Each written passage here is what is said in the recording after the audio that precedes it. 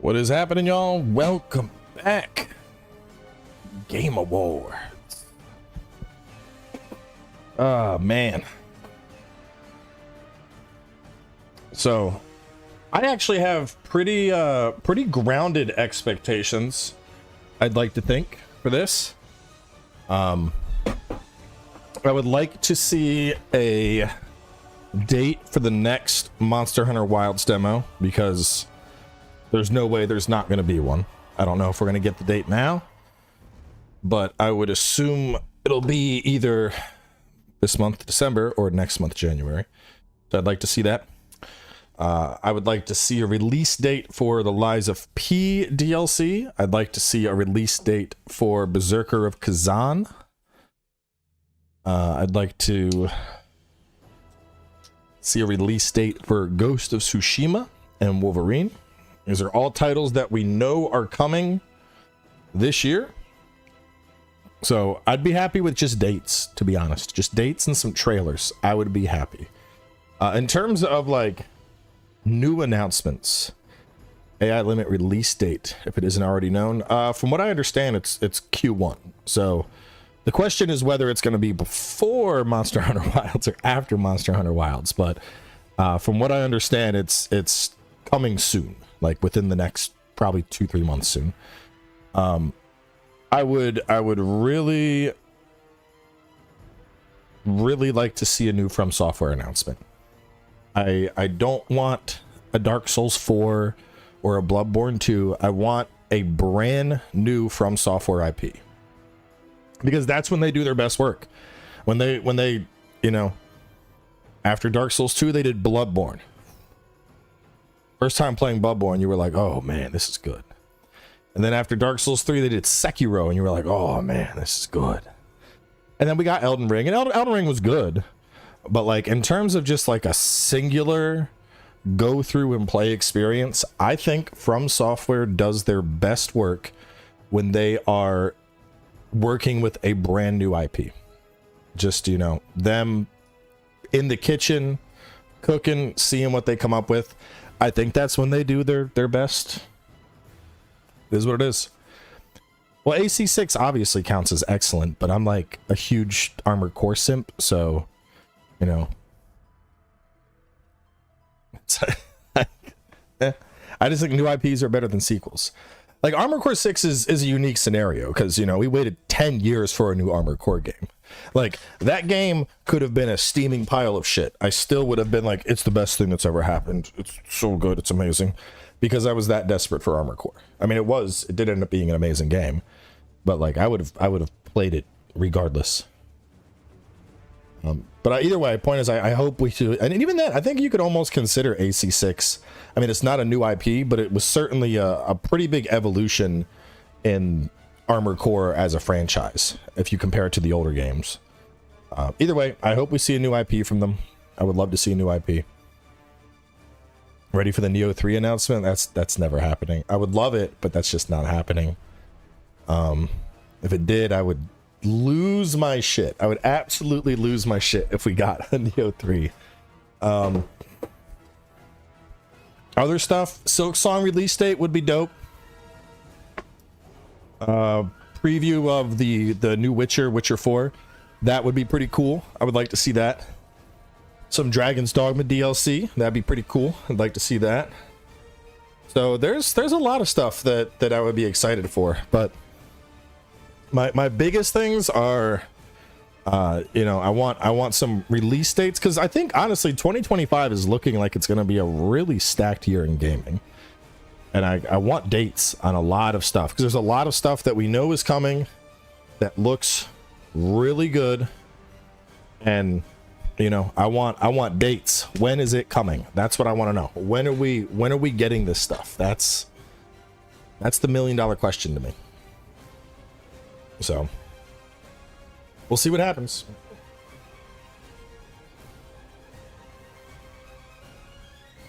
I would like to see gameplay of the new Fable, because we've seen Fable stuff a couple times.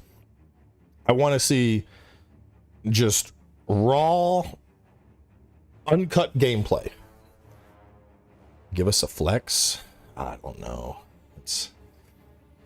I don't know if I can bust those guns out this early on stream. I mean, I don't know if chat's ready for all that. Bloodborne 4. Skip 2 and 3. We're going straight to Bloodborne 4. Yeah, because Fable, man, Fable was that was a franchise I grew up playing. So I really want to see how the new one, like, how does it play?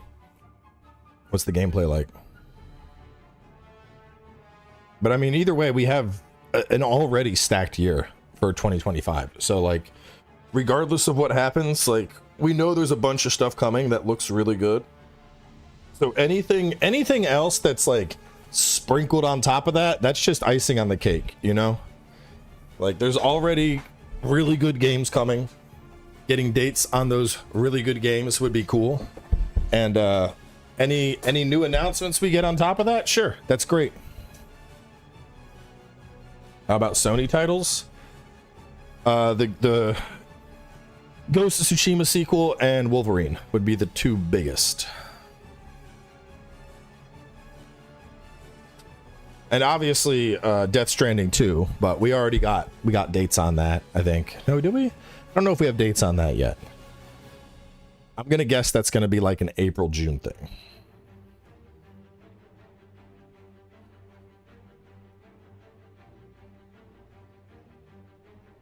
Yeah, we've gotten a bunch of stuff. It's gonna be stacked.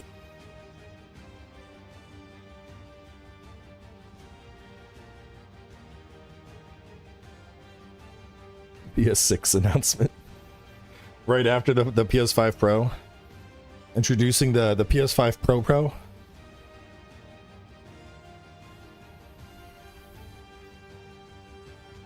The Tsushima game is not really a sequel. It takes place 100 years later, features a different character. It's more of an anthology. I mean, semantics. The fact is, it's more Ghost of Tsushima. It's going to be similar gameplay, similar in terms of world design and setting. I think it's fair to call that a sequel. I mean, by the same logic, you could say Dark Souls 2 isn't a sequel because it doesn't take place in Lordaeron. But I think people would be like, stop being an idiot. We're calling it a sequel.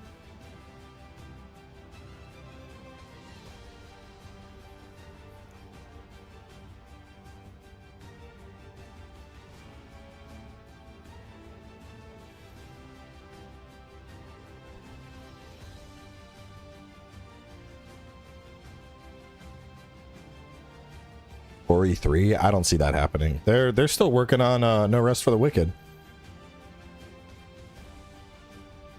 I would be very surprised if we got an announcement about another Ori game.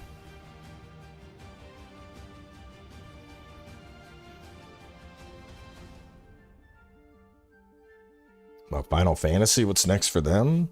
Probably nothing for a bit. I mean, we just got 16, and then we had Rebirth. So obviously whatever the next arc in the Final Fantasy VII remake. But I think we still got probably, I mean, at minimum a year, if not two, before we get a Final Fantasy 17.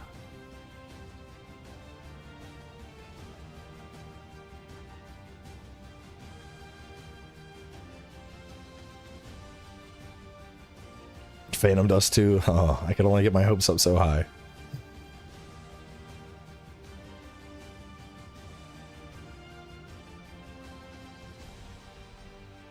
It would never happen, but I would lose my shit.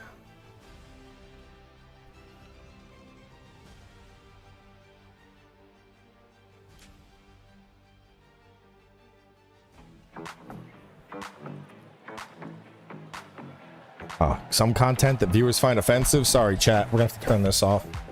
This isn't appropriate for the family-friendly channel that I am.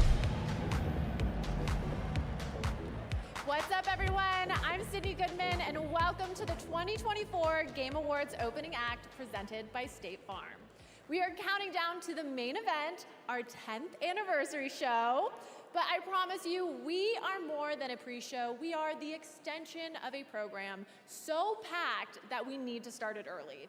Tonight, we are coming to you live from the Peacock Theater in Los Angeles to celebrate the best in gaming from the past year, with special performances from Snoop Dogg, 21 Pilots.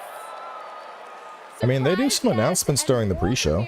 That will blow your mind, including Mafia: The Old Country, Borderlands 4, and more. In fact, I have one ready to reveal right now, and it's a very special one to kick off our 10th anniversary.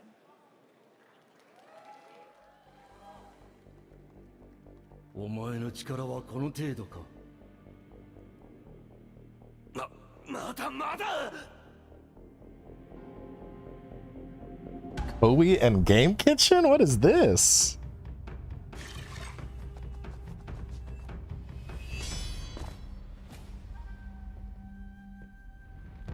Yo, is this a Ninja Gaiden Metroidvania?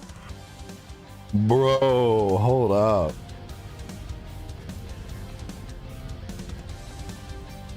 Hold up.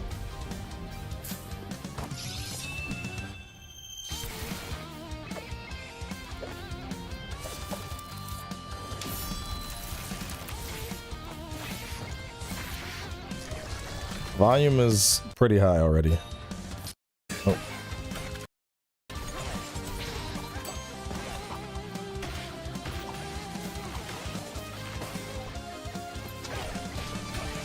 No, it's a game.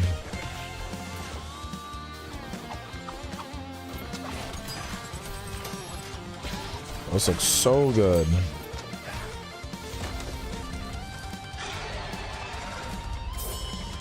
Ninja Gaiden Ragebound. Dude. There it is, Ninja Gaiden Ragebound coming in summer 2025. It's the new title from .emu, the publisher behind Streets of Rage 4 and TMNT Shredder's Revenge. That announcement makes a killer segue into our first award category tonight, Best Fighting Game. Here are the nominees. Dragon Ball Sparking Zero, Grand Blue Fantasy vs. Rising, Marvel vs. Capcom Fighting Collection Arcade Classics, Multiverses, and Tekken 8. The Game Award goes Like to any of these. Marvel vs. Capcom Fighting Classics. Oh, look at that. Tekken 8. Oh, Tekken 8 got it.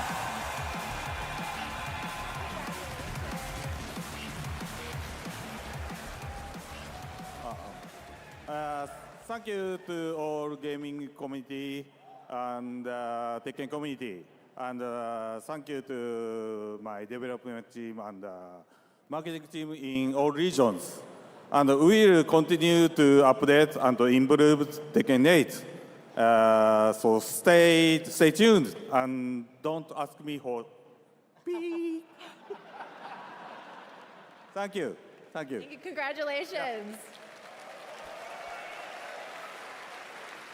All right, slight A volume new kind of increase. cozy game that is unlike anything you've played before.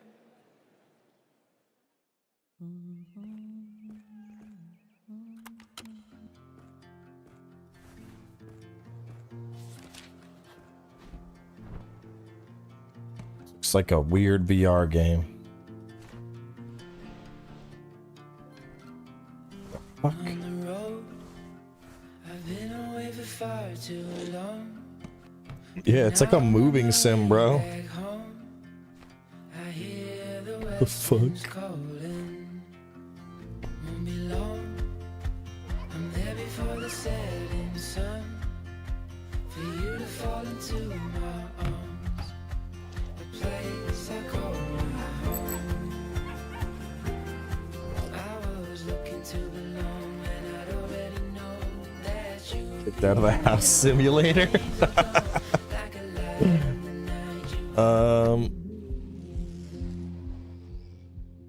I mean, I'm not sure that's really something I'd get behind, lies a but tome covered in blood, titled Top Ways to Conquer the Spire.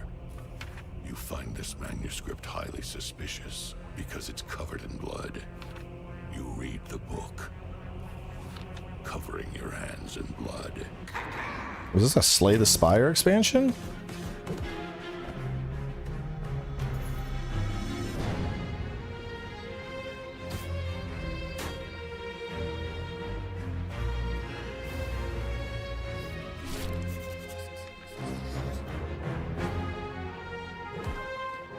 Oh shit, yeah, it's a new class.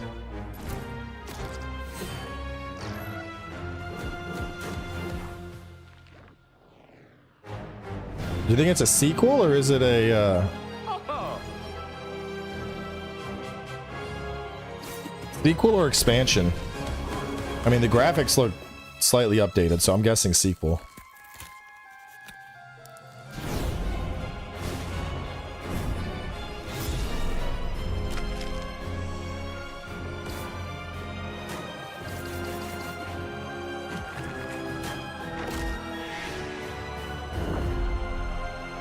Yeah, it's a sequel. That'll be dope.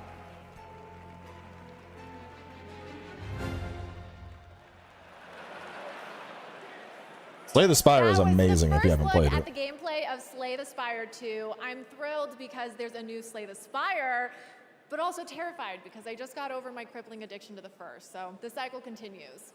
Anyway, after the show, be sure to head over to TikTok and share your best gaming highlights from 2024 with #GamingOnTikTok. And now it's time for our next award, Best VR AR Game. And the nominees are Arizona Sunshine Remake, Asgard's Wrath 2, Batman played any Arkham of Shadow, this. Metal Hellsinger VR, and Metro Awakening. The Game Award goes to Metro. Batman Arkham Shadow.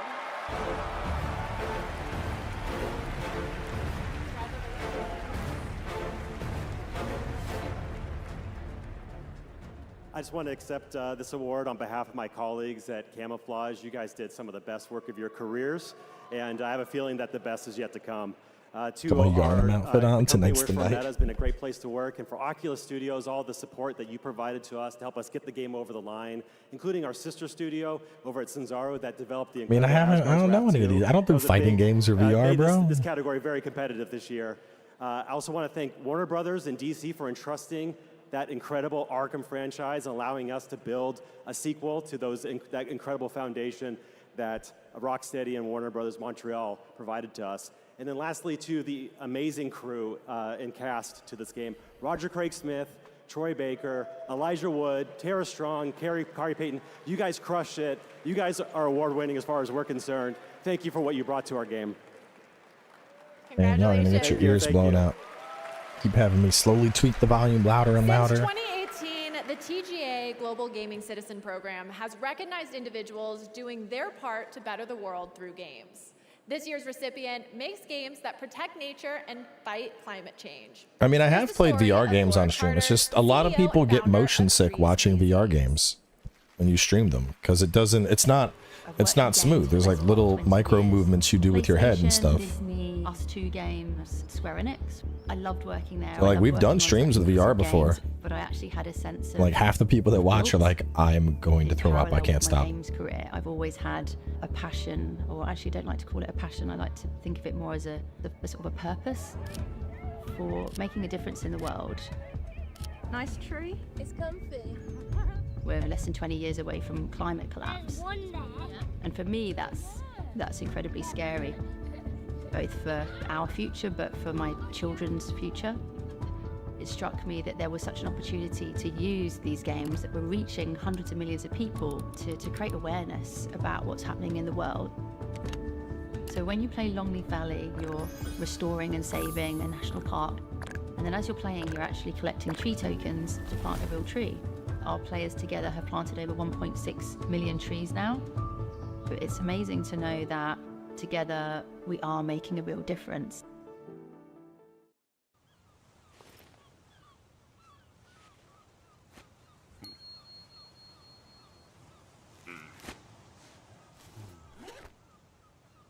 I haven't played Dave the Diver, but this looks very Dave the Diver.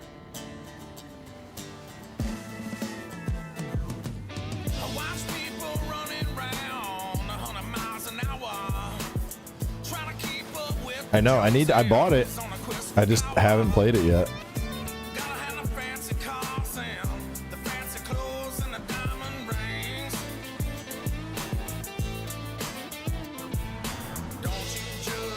You're the diver in the jungle.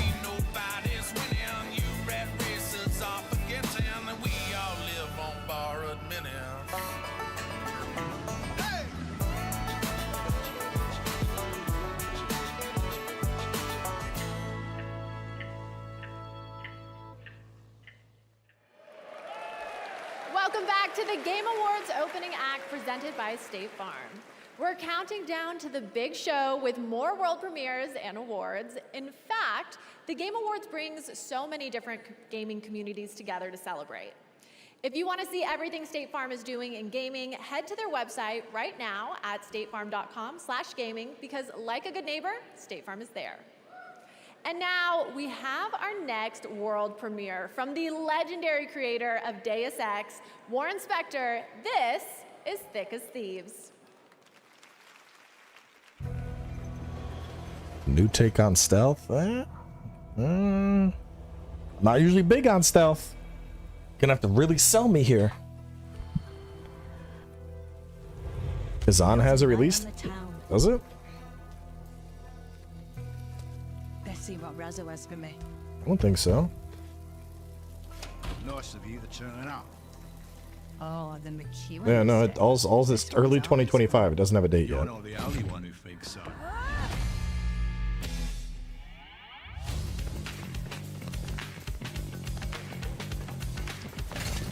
March 27th. I have not seen that confirmed anywhere. I just googled it. That's not confirmed. I saw a repeatedly or supposedly, which was based on a leak. Where's Berserker Kazan release date? Best to stay nice and quiet. The March 27th date is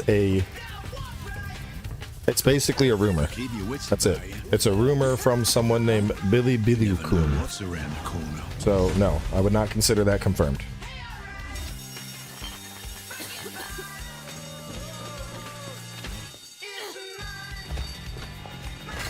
Things could go many different ways.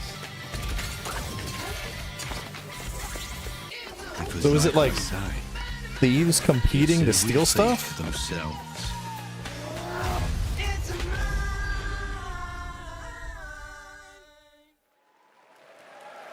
I mean, Cannot wait to get maybe that on something my with the wish boys. list. It might be fun to play. Next up are our 3 esports categories. The first is Best Esports Game presented by Old Spice.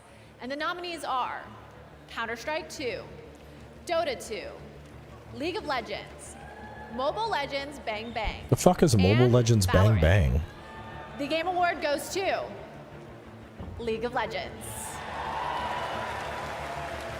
Next up, for Best Esports Athlete, the nominees are 3-3, Alexi B, Chuvi, Faker, Zywoo, and Kong Kong. The Game Award goes to Faker. And finally, for Best Esports Team, the nominees are Billy Billy Gaming, Gen G, Navi, T1, and Team Liquid. The Game Award goes to T1. Congratulations to all the winners of our esports categories. Okay, I don't give a shit All about right, the esports, Game bro. Awards opening act presented by State Farm is moving forward as we reveal 2 more world premieres. This first one is an alternate take on a legendary series from Bandai Namco. Bandai Legendary Series.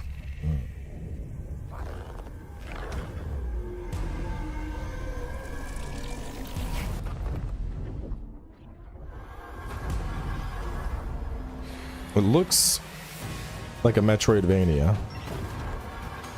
It is a Metroidvania. What is it?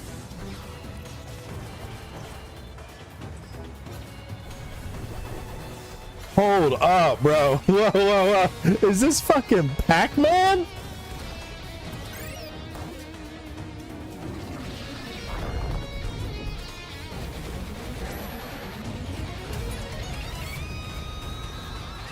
There's no way. There's no way.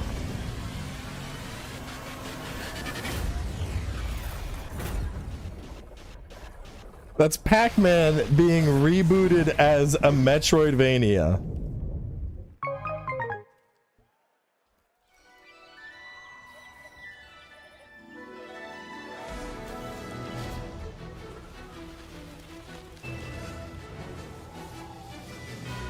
That's wild. That's absolutely wild. I mean, I'm gonna play it, but like, bro, if you had told me Pac-Man's coming back as a hardcore action adventure Metroidvania game, I would have been like, yeah, you're on some good drugs. Could you share those? That was Steel Paws, a brand new world from a gaming legend, Yu Suzuki, known for Virtua Fighter and Shenmue. Our next award is one of my favorites, Games for Impact. It showcases thought-provoking games with a positive social message. Here are the nominees. Closer the Distance, Indica, Neva, Life is Strange Double Exposure, Senua's Saga, I didn't Hellblade see the 2, Pac-Man. I haven't seen any of the secret level stuff. Tales of Kinzera. I really need to watch the Armored Core one. I heard it was pretty good. The Game Award goes to Neva.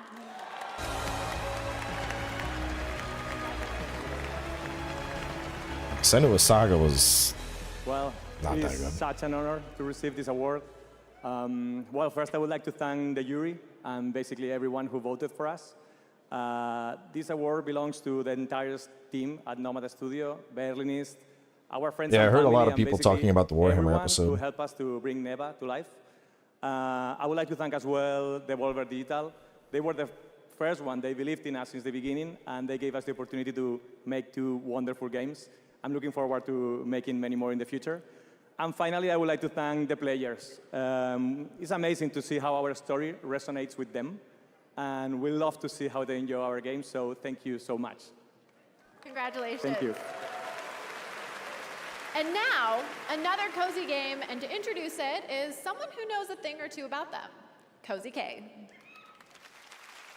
Thanks, Sydney. Hey, Game Awards. I'm really excited to share one of my most anticipated cozy games with you, Tales of the Shire. There's so much to marvel at in the Shire. I love how it feels like I'm inside the books. I love spending endless hours in my IRL garden, and this game captures that feeling so well. So it's like a gardening sim, but you play as a... Inside, it gets real cozy. You can do a ton of decorating What are in they your own called? style. Hobbits? Yeah. You can really you're a little customize hobbit every nook and cranny. with your own house. Now and- I'll hop inside the kitchen and start cooking. Ooh, the guests have arrived. Time to eat. Thank you for taking this journey through the Shire, and I hope it was as much of a treat for you as it was for me. I mean, hey Join man, me there's in games playing for Tales of the everyone. Shire, I March will not be 25th. playing Tales of the Shire, but I know a lot of people that will probably super vibe with something like that.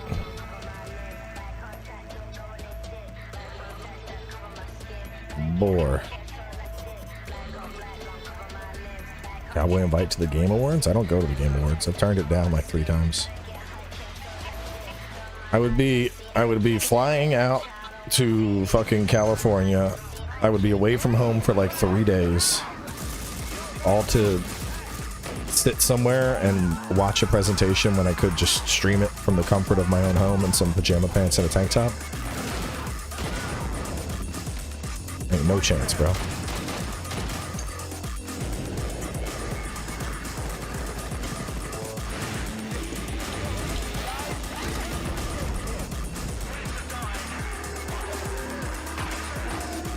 This looks like a Roblox game.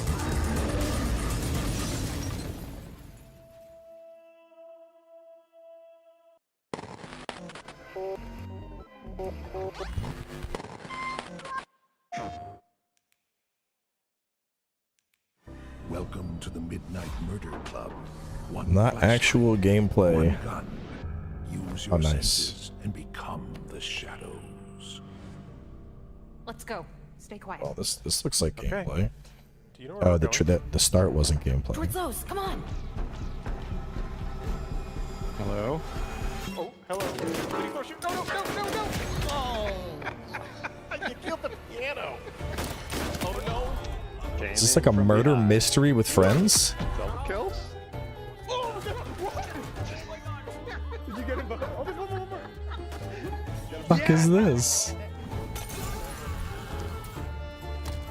Not here. Join the club. What? And die trying. I mean, I would probably play that with the boys. That looks pretty dumb. Yeah, that's totally a stream type Welcome game. back to the Game Awards opening act. We are so close to the big show, which, oh my gosh, thank you so much. I love you too. Which, by the way, is freaking stacked this year. Let's hear it for the 10th anniversary of the Game Awards. I mean, PS5 and Steam. I would absolutely play that with the boys. But until then, enough. I'm kidding. I still have some incredible awards and world premieres to share with you. So let's get back into it with our next award, Innovation in Accessibility. These nominees have all made strides to make their games as playable as possible by as many gamers as possible. And they are Call of Duty Black Ops 6, Diablo 4, Dragon Age The Veilguard, Prince of Persia The Lost Crown. I don't remember like a ton of accessibility in any of those games, to be honest. The Game Award goes to I mean, I don't really dig into those settings, but Prince of Persia The Lost Crown. Congratulations. Thank you.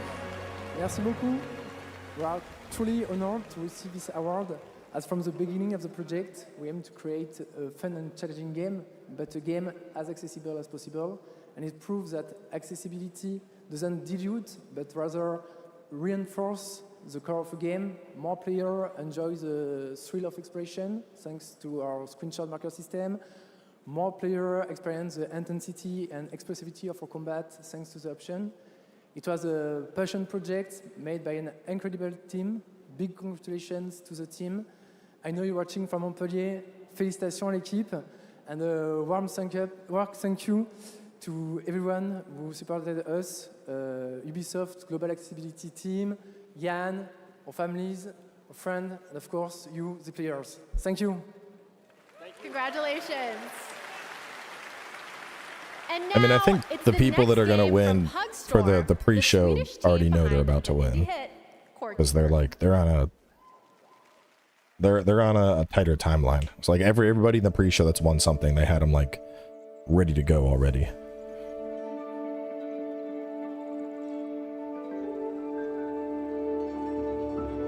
Lost Crown had a lot of options for people that you praised, multi-press buttons, single presses buttons, etc. Yeah, I guess.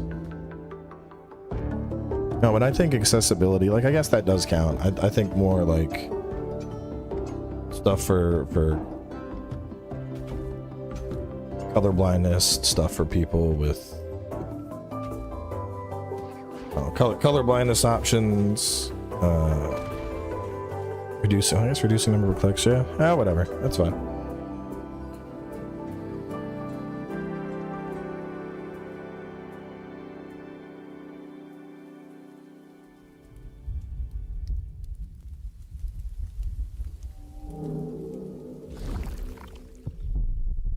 Metaphor should get it.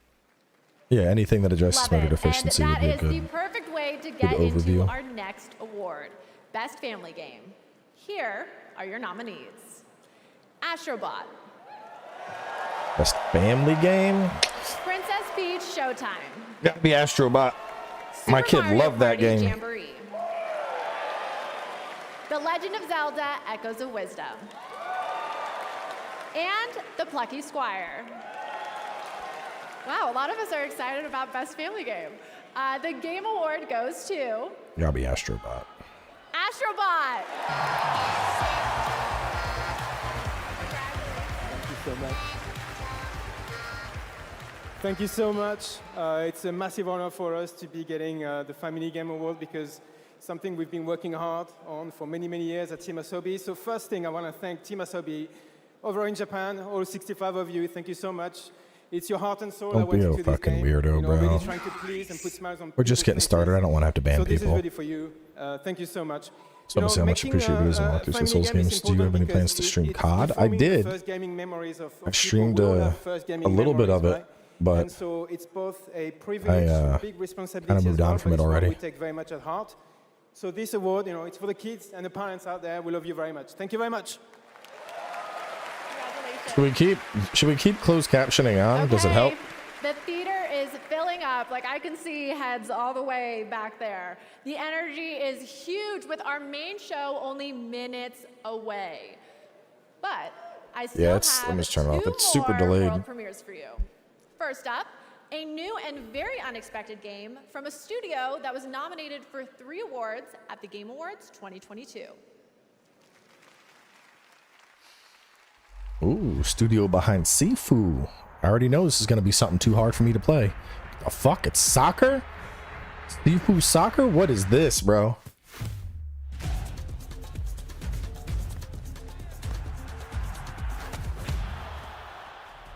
Why do I feel like this would be like the sweatiest soccer game that ever existed? You'd be like kick, parry, juke, switch.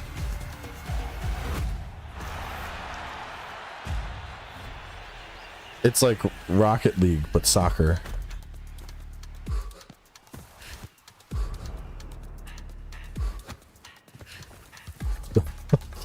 I don't even want to. I'm just seeing the shit people are doing in the trailer. I would get outplayed so fucking hard in this game. I don't even want to think about it.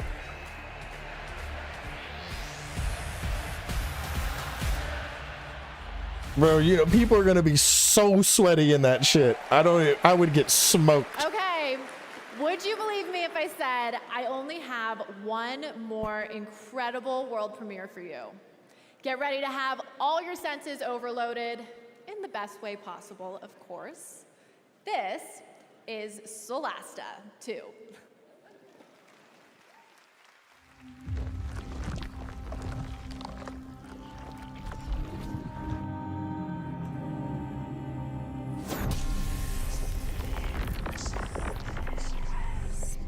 How dare you come alone, Shadwin? For many years you've sent waves of stone soldiers we've decimated. What can you achieve with your solitude that thousands couldn't? Not thousands. Fuck is this? Millions!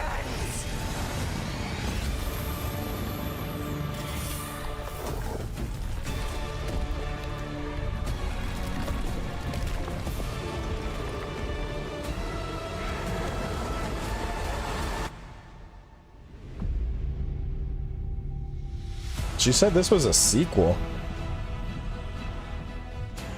Any plans for a walkthrough for COD? No.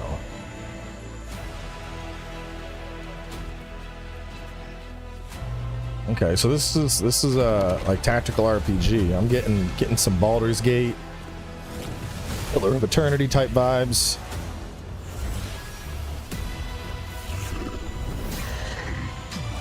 Solasta? I didn't play Solasta, but this looks pretty dope.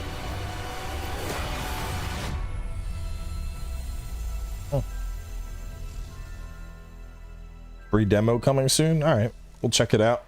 We'll check it out when we get a demo. That was the announcement of Solasta 2 from the Paris-based Tactical Adventures. All right, my friends, that is it for our opening act, but the 10th anniversary show is just getting started. The Game Awards main event is about to begin with tons of big awards, big new game announcements, and amazing performances by the TGA Here Orchestra, we go. 21 Pilots, Snoop Dogg. I don't care about the and performances.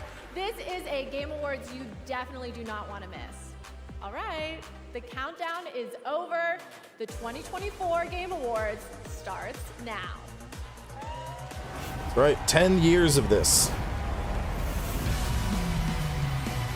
Welcome to the Game Awards 2024.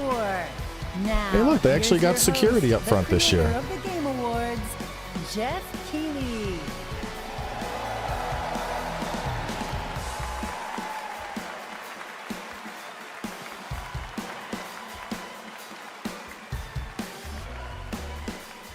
Good evening, everybody. Welcome to the Game Awards, the biggest global celebration of video games out there, and you have joined us on a very special night, our 10th anniversary. Welcome.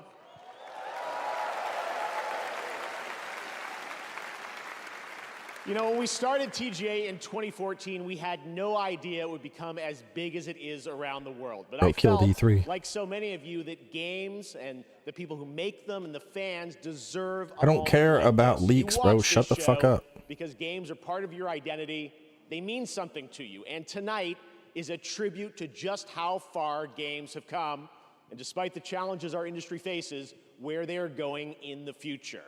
And let me just tell you, you have tuned in and joined us on a very Literally, like, we're special watching night. reveals and you're like, Our let's talk industry about is the leak that constantly we're going to evolving. probably This see year, in like an hour. 4 Just of our shut the Game of fuck Year up and nominees watch were it, bro. developed in Japan, 1 in China, China's first ever nomination for Game of the Year, and 1, Balatro, was made by a single guy, Local Thunk, who's here in the audience tonight in my home country of Canada. Isn't that amazing? Now, tonight for our anniversary show, we are joined by many special guests. First, it is a tremendous privilege to have this Metaphor man with over us. Wukong for Back sure, in the dude. 1990s, he convinced Sony to enter the video game industry with the PlayStation, which this month celebrates its 30th anniversary. Please join me in welcoming the father of the PlayStation, the great Ken Kutaragi.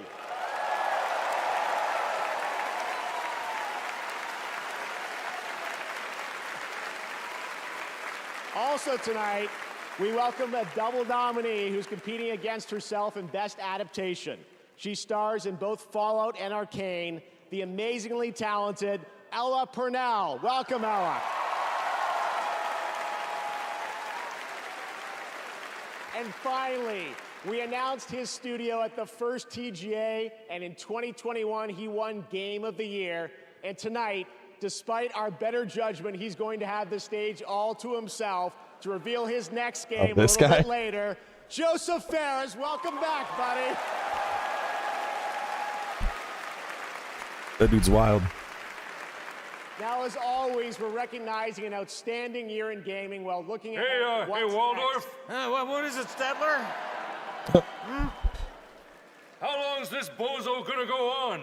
Well, that's what I've been asking for the last 10 years. Oh! Hey, guys, yeah, up here, Yeah? host, yeah, we're you know, we can hear you. Oh, good. Can you hear this? Boo! Yeah, please wrap it up. Statler and Waldorf, everybody. Oh, no. It's the last thing we need tonight. Listen, fellas, if you don't mind, we have a lot all of right, I people like here that. in the audience waiting to see the show. Yeah, Hit him with the speaking wrap of it a up. lot of people, why isn't this theater full, huh? Yeah, we heard you always sell out. Oh, he got him. All right, let's keep the All show right, rolling. this is pretty good. Off a cliff. Oh! I'm liking the Jeff Burns. Yeah, we're here all night, Statler and Waldorf. I don't know what we signed up for. All right, well, in any case, let's get this anniversary started. And to present tonight's first award, I couldn't think of a better duo. He's one of our industry's greatest creative forces, alongside one of our most talented performers. And they've teamed up for the newly released Indiana Jones and the Great Circle. Please join me in welcoming Bethesda's Todd Howard and actor Troy Baker.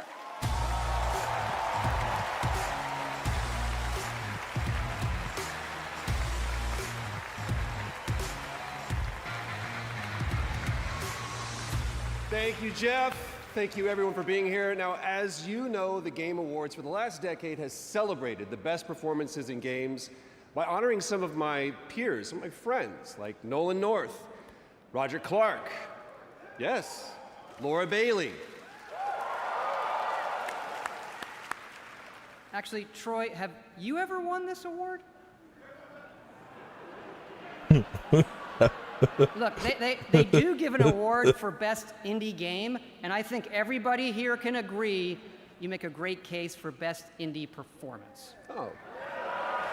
Well, thank you. I don't know about that. Thank you, though. There was another guy, though. You mean the other guy? He's pretty good. Pretty Really good. Absolutely good. I wonder what he thinks.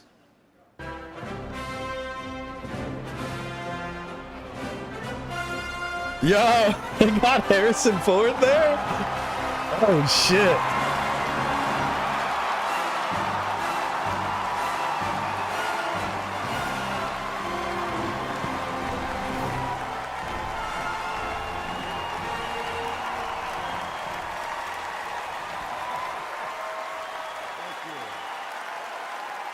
Thank you.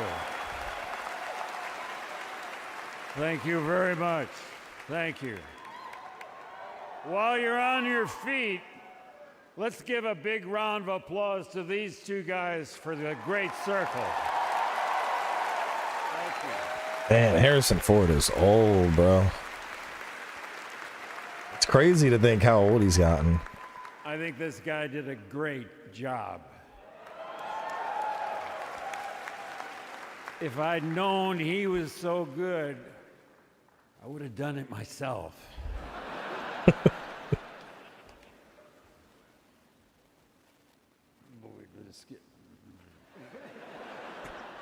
And now,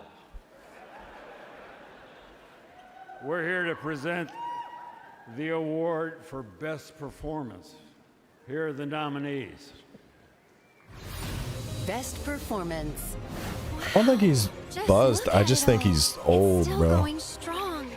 I should cross over and start asking questions. Brianna White did do a great Aerith. I didn't play that. This job, it's a death wish. I barely played that. I'm gonna finish it.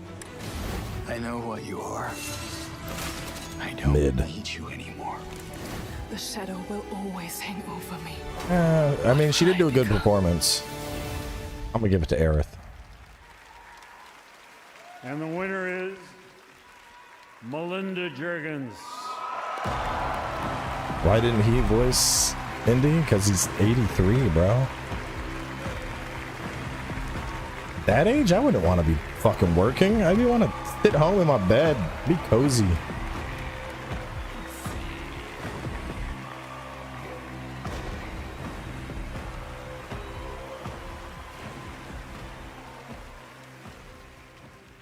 Oh my god, this is an incredible honor. Like I'm gonna cry.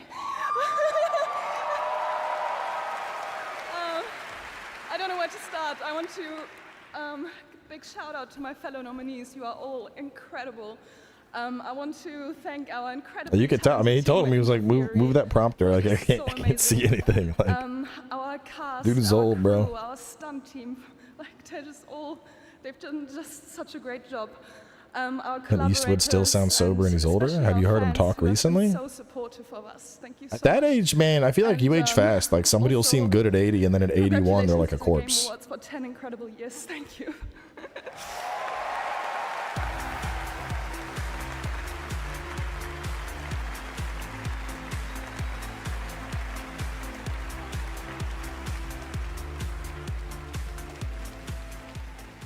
Congratulations, Melina. Our first two-time winner for Best Performance. She won back in 2017 for the first Hellblade. All right, we have lots more awards to come, but are you guys ready to get a glimpse of what's next? Yes, it is world premiere time. For our 10th anniversary, I traveled the world to ask developers, what could you share with fans that will give a glimpse not just of what's coming in 2025, that we'll have lots of that too, but what lies beyond for the next decade of gaming. Tonight's first game announcement is an absolute honor to share with you. It comes from a Game of the Year winning studio whose immersive storytelling has thrilled players with every twist and turn. So without further ado, here's a look at the unexpected.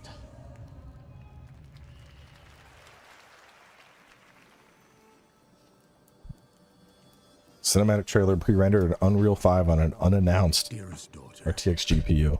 I've watched ye grow from a devilishly curious child.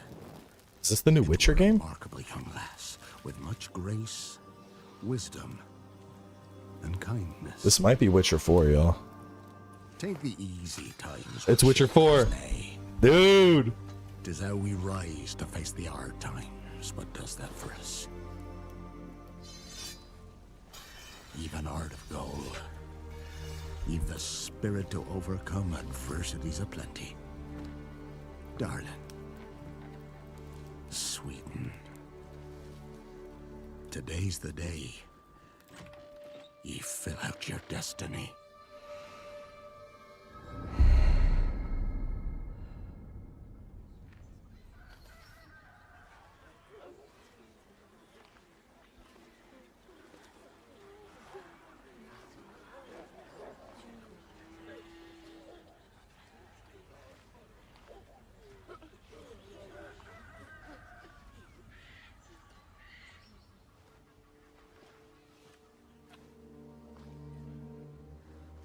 Forgive me, daughter. 'Twere my only choice. I shall be the bringer of salvation.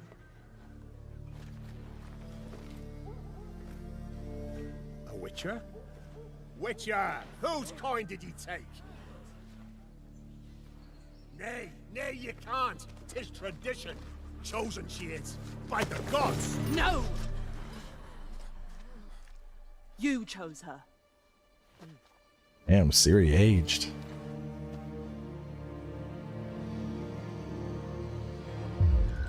She looks so much more mature.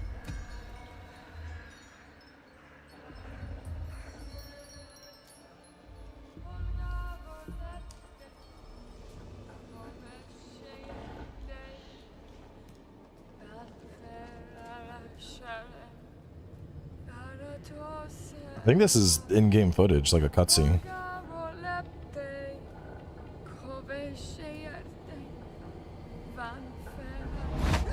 Back to the village. Go, now. Nay! I must save them! Save the village! Save yourself!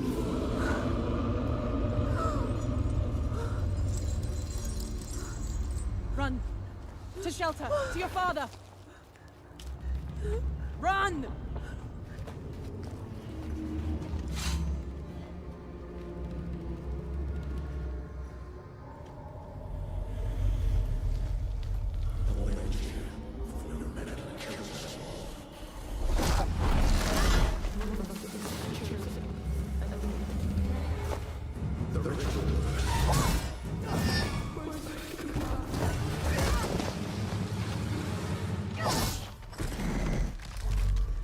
Fightin', dude. That thing's got arms.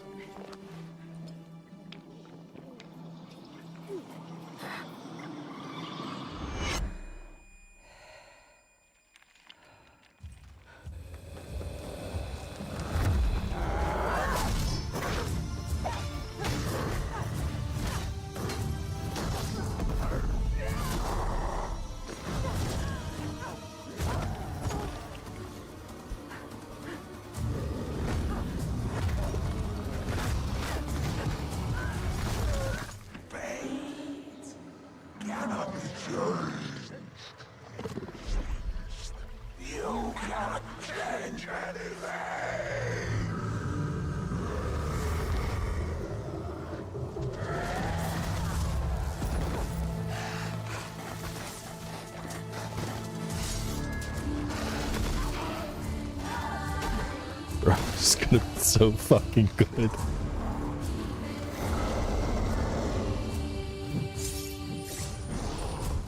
I really hope they evolve the combat. Please tell me we get a fucking chain whip we can use.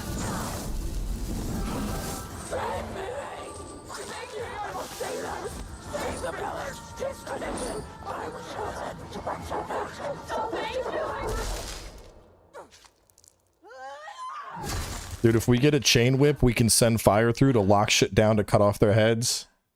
Oh my god.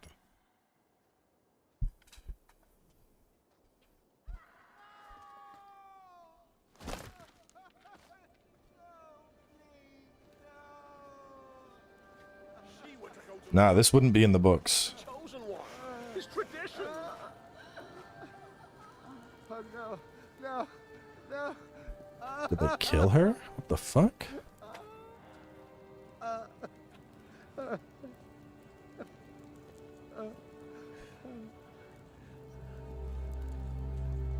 It's all we wanted. For to go to the woods. To go to the gods. Gods? There are no gods here. There are only monsters.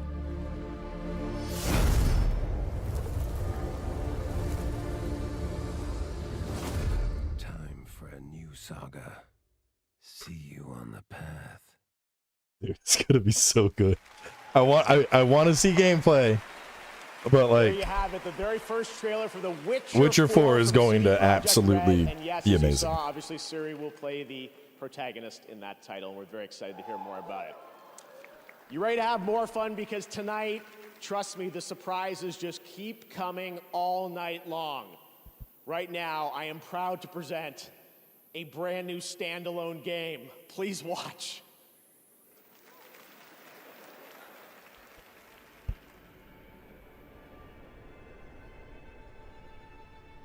I really like how they matured her too. So I wasn't sure if they were gonna like pick up right after The Witcher 3, where she's still like, you know, almost a teenager, like very young woman. But they aged her into like her 30s or 40s. Like, Ciri's grown.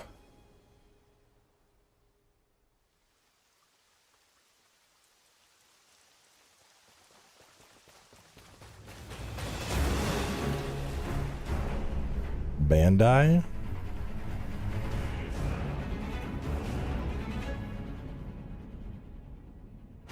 Oh shit! We got a new FromSoftware IP. No, wait a minute. That's a fucking Grace. Bro, what the fuck? Is this another Elden Ring expansion? Seekers of redemption. You were chosen. Thrown together by forces beyond our control.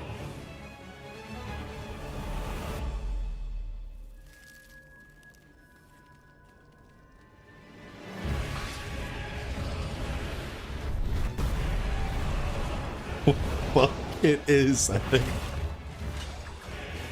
I don't know though. No, that's a fucking Soldier of Godric. The fuck are these moves? What is this? Like, it's Elden Ring, but it's not.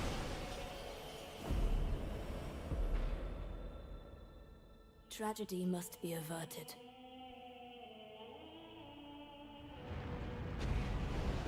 And for that, I need your help. Is it like a new IP in the world of Elden Ring?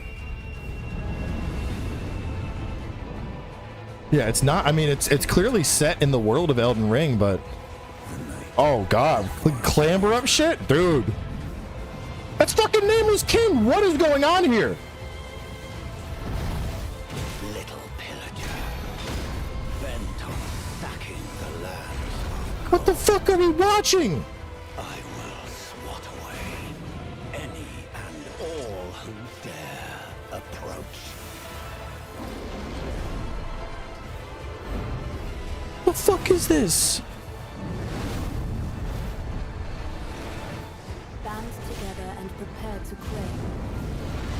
Is it like an Elden Ring roguelike? Like, what is happening, dude? The life of the Night Lord. Elden Ring Night Rain. So is it an like, what the fuck is that?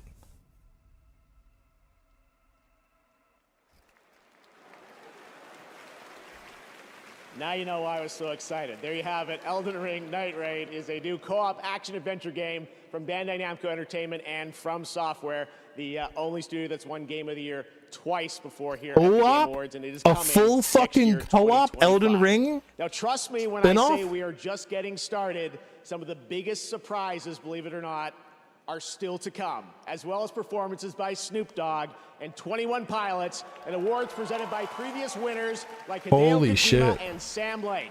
But right now, here's news on a new platform for one of this year's Game of the Year nominees. Time to kick it up a notch.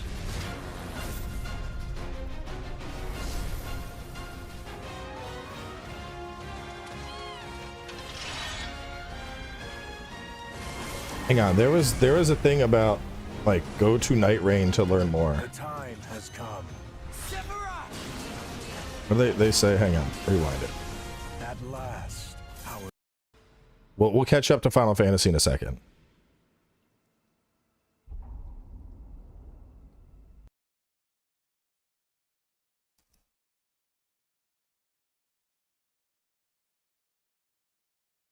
The website's not even loading. I'm gonna keep trying to load that.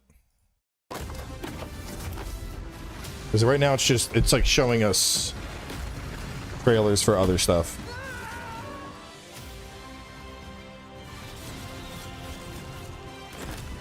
You're messing with powers beyond your control. I'm always in control. I can't get it to load. I think the site, yeah, I think the site's crashed. I do this all the time. Bruh. Find a way out before we're crushed. Oh. And a whip. Co-op. What? Is it a standalone game? It looks standalone. Like, it looks like you wouldn't need Elden Ring to play it. It looks like its own thing.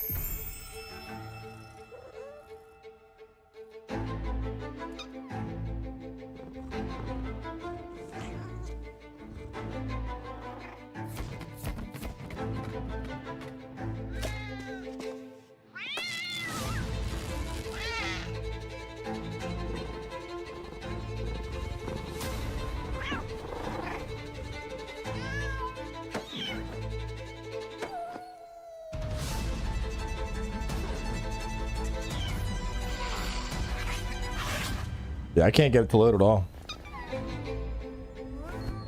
What is this? What are we looking at? Some cat game? What the fuck is that? This is Path of Exile 2 shit.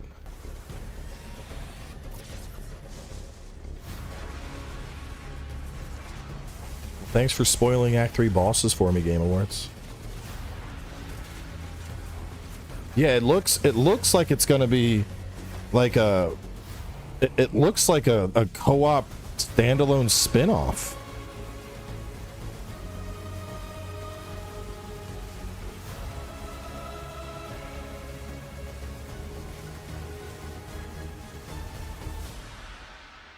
Join forces with other players to take on the creepy night and dangers within, featuring 3-player co-op. So you can probably do 3-player co-op with just NPCs as well. I'd imagine you'd co-op with co-op, you'd solo but with like co-op companions that follow you around. Welcome back. I made it to the main show. You couldn't get rid of me that easily. For a limited time only, Prime members in the US can go to amazon.com/thegameawards to get up to 50% off select nominees: Final Fantasy VII Rebirth, Silent Hill 2, and Star Wars Outlaws. That's insane. Yeah, it's just full-on co-op instead of spirit summons. House of the Dragon.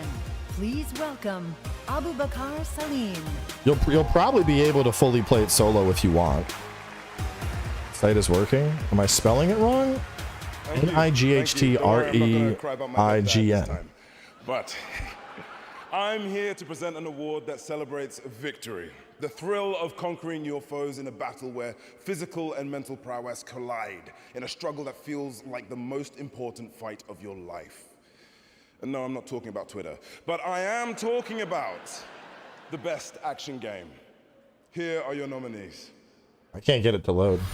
Best action game. Press releases on FromSoft's website. Let me go there and find a direct link to it.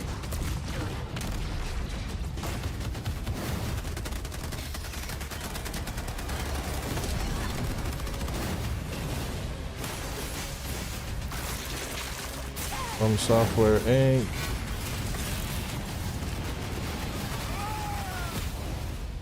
Press release.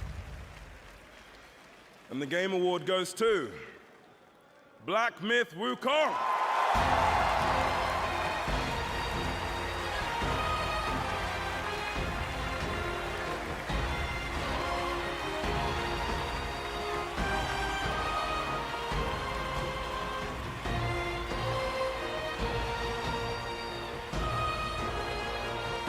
I'm pulling up the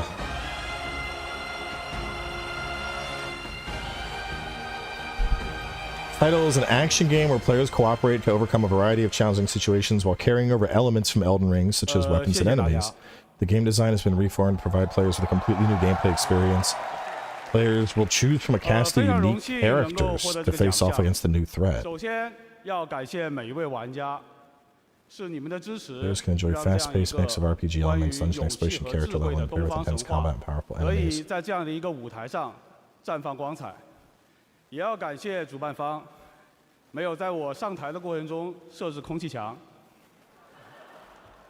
Thank you, everyone. We are deeply honored to receive these awards. A heartfelt thanks to every player. It's you who brought the tale of wisdom and courage rooted in Eastern mythology to life on this stage. And of course, sincere gratitude to the Free Game player, Awards single play for not available. placing any invisible walls on my way up here.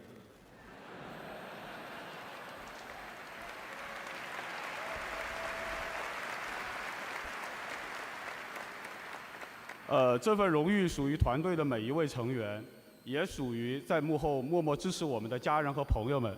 如果没有你们，我现在大概率还在调试和增强二郎神，而不是代表团队站在这里领这个沉重的铁坨坨。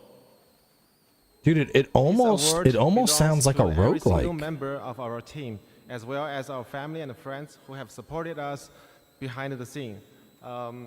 Without you, I'd be like sitting at home testing the boss rush mode and buffing Erlang instead of standing here representing our team.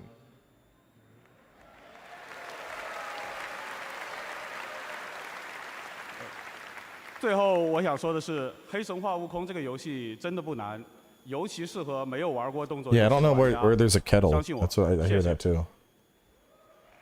Lastly, I want to say this. Our game isn't hard at all. It's perfect for players new to action games. Trust me on this. Thank you.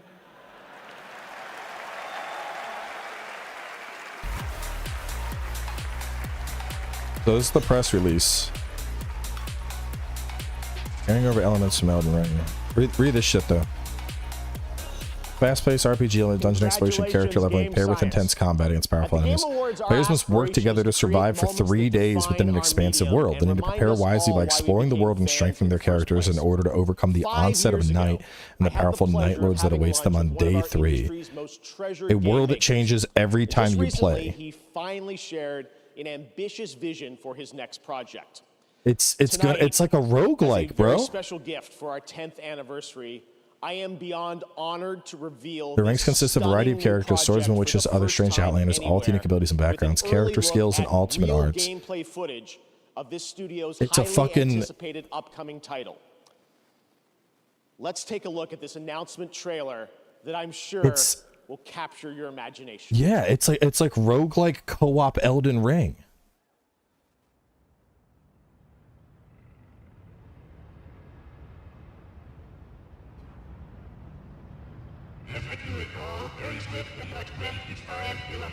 Why is this up?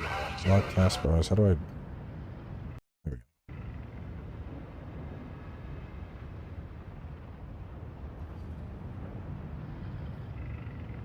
How is that possible? I'd ask FromSoftware, dude. Bro, that's so wild. 55 seconds. 50 seconds. 45 seconds. 30 seconds. This looks weird. What's this? Looks like he's climbing up a mech. Start movement in 30 seconds. 25 seconds. 20 seconds. 15 seconds. What is this?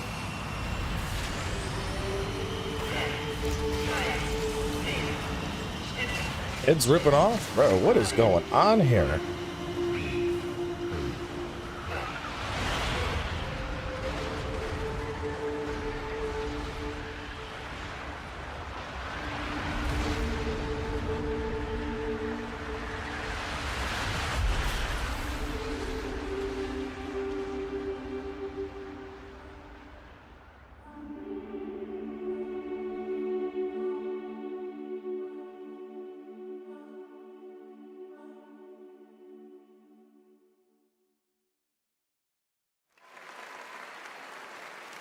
That was your early first look at the untitled next project from Fumito Ueda-san, a creator who pushes cool. our medium forward with each of his incredible creations.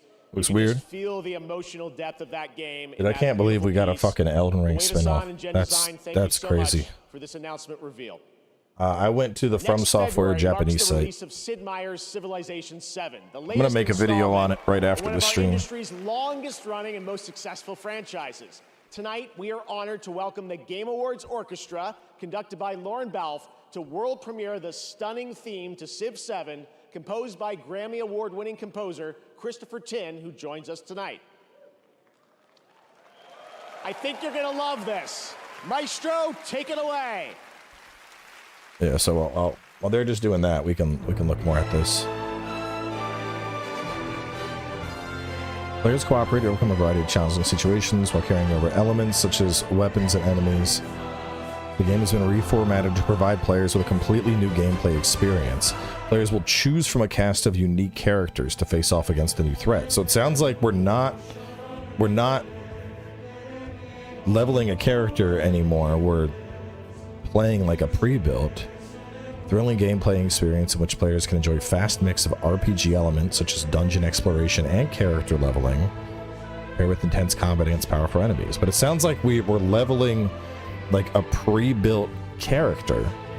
And then the 3 days thing, which we covered, takes place in the land of Limveld. Deep sense of accomplishment, not only overcoming challenging enemies, but the map itself. Strengthen your chosen character as you traverse the ever-changing world, with the new key locations, enemies, and weapons awaiting you each time you play. This is what makes me think we're looking at a potential roguelike. Like, the world evolves. The key to overcoming each of the Night Lords lies in how you explore the world and strengthen your character in preparation for the challenge ahead. 8 warriors known as Nightfarers have gathered to face 8 formidable threats. The rank consists of various characters, including swordsmen, witches, and other strange outlanders, all with unique abilities and backgrounds. Powerful character skills and ultimate arts, such as a special dagger that creates weak spots in enemies, or the ability to summon a giant tombstone from below. These unique abilities offer an additional layer of strategy when facing enemies that allow players to enjoy a range of distinct playstyles. And all this has is just Elden Ring Night Rain announced, and then the trailer that we just watched.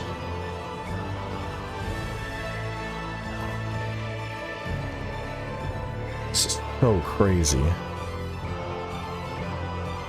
Survive World Heroes.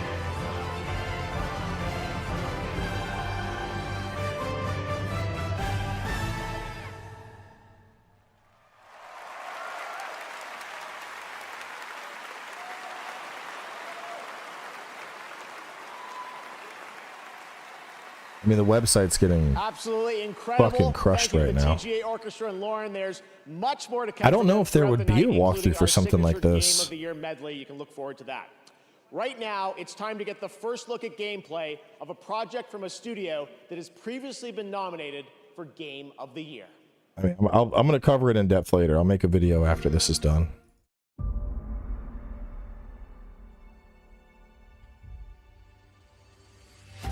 From the studio that brought you Star Wars Knights of the Old Republic, Part 2. Yeah, I mean, there'd be like hero-specific builds, but it doesn't sound like a walkthrough would even be viable if it's a roguelike and the world's changing. Fallout 3, Part 2. New Vegas. Comes a completely original Part 2. And like all good sequels, we've included everything that should have been in the first game. More action. More weapons.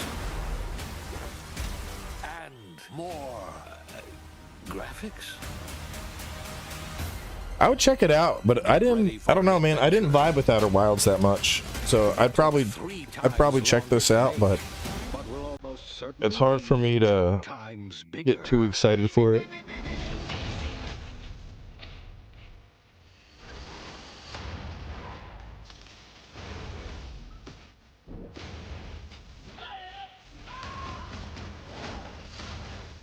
Yeah, the first one, I mean, we played for a while, and the combat and the AI wasn't very good.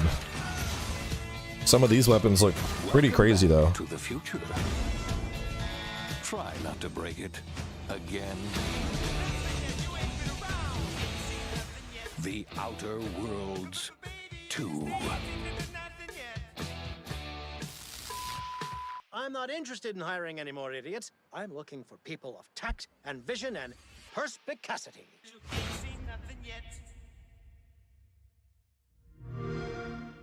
I think it's going to be standalone.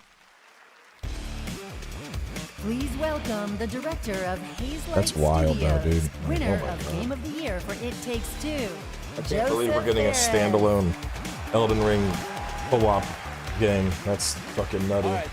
I can't tell you how pumped and excited I am to be here today to show you our next thing. I mean, I'm telling you, at Hazelight, we have a saying where we say, we fuck shit up without fucking up. And no, listen. This time, it's some next level shit, I'm telling you. I mean, no, what we're gonna show you is gonna be amazing. I know I sound cocky, but it's really hard not to be cocky when you have a game like this. Are you ready? All right, let's roll Hazelight's next co-op adventure. Go.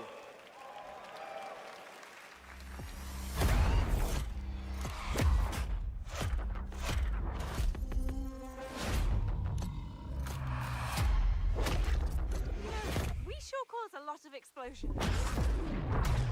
What's going on here? It's like they're in the future, then they're in the past, and then...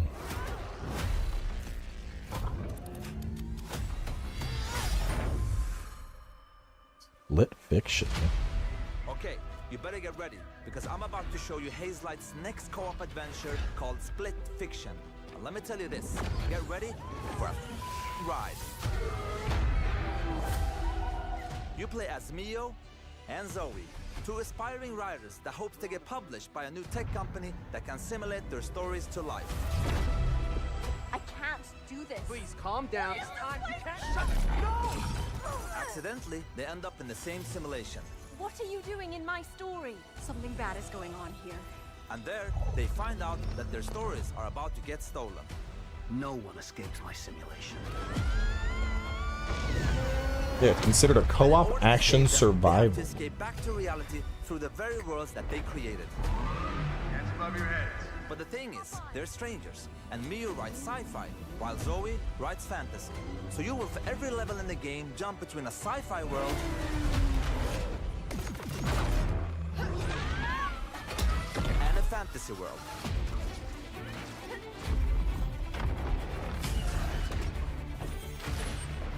We at Hazelight love variation, and you'll have a unique mechanic for every level. Let me give you some examples. In this level, you start out by finding dragon eggs that hatch. Hey, stop licking.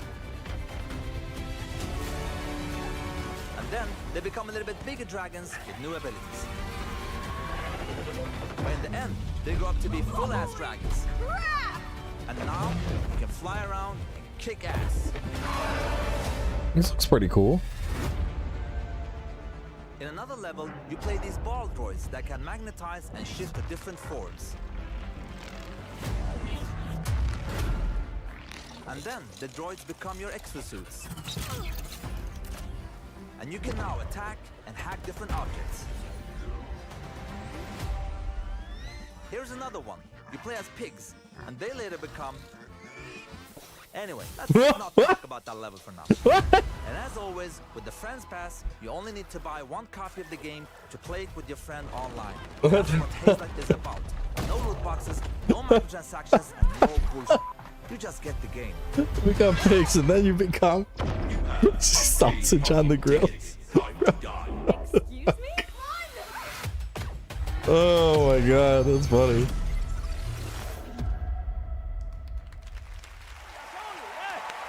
That looks fun. I would play that. That's goofy. And the good, look, wait. The good part with this game is coming out March 6th. So you will be playing it in 2 months, so that's nothing. Wow, that's soon. One more thing. Just want to say, in the trailer, they called me and Zoe, my daughters, it's their name. They're also in the audience. Put the camera, let them show how cute they are. There, hello! Kids are like, why are we here, Dad? I want to go to bed. Yeah, of course. My wife is beautiful too. I don't forget to, of course. Yes, and I want to say one last thing. My team Hazel is watching at home. My beautiful team, I just want to say thank you. Jag älskar er. And thank you, everybody. I love you so much. I'm looking forward to be part of this industry. I love everybody. Goodbye.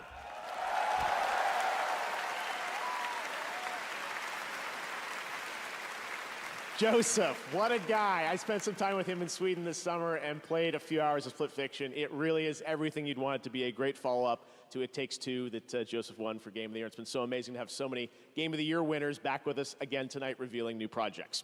All right, we have much more Game Awards to come. During the show, those of you in the U.S. can head to tgalegion.com for a chance to win one of 20 Glacier White Lenovo Legion 7i laptops, which have the power to handle the latest games. This Lenovo Legion 7i has the power dude, this has been the impossible. This has been insane. Fucking Witcher 4. So high, I can see every NPC. A new Elden Ring game.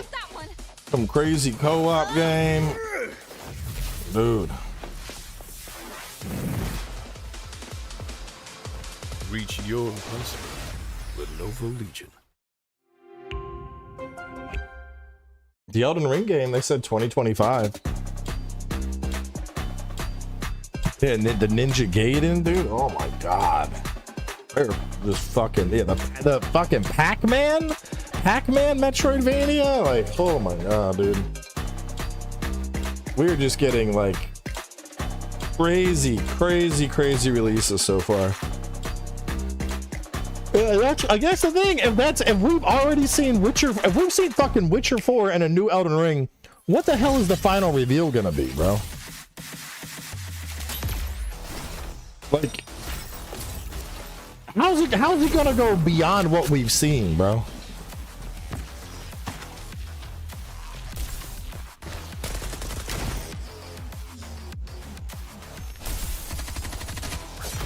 Bandai Namco in the chat? What? Bandai, what's going on here, man? What's up with this? What's up with this? Would you like to share some information? What's going on here?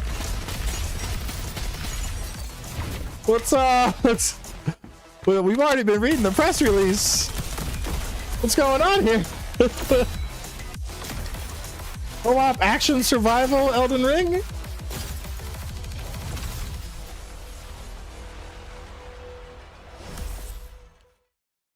The world's best game. Yeah, spill your secrets. Share your secrets. Oh my god, dude. Keep an eye on your email? Yeah, 100%.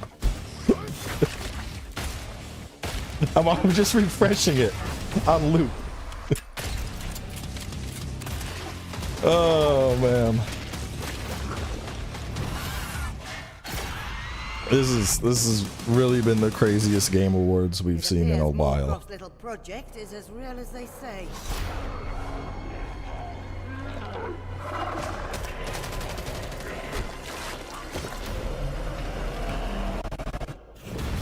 Let's start the party.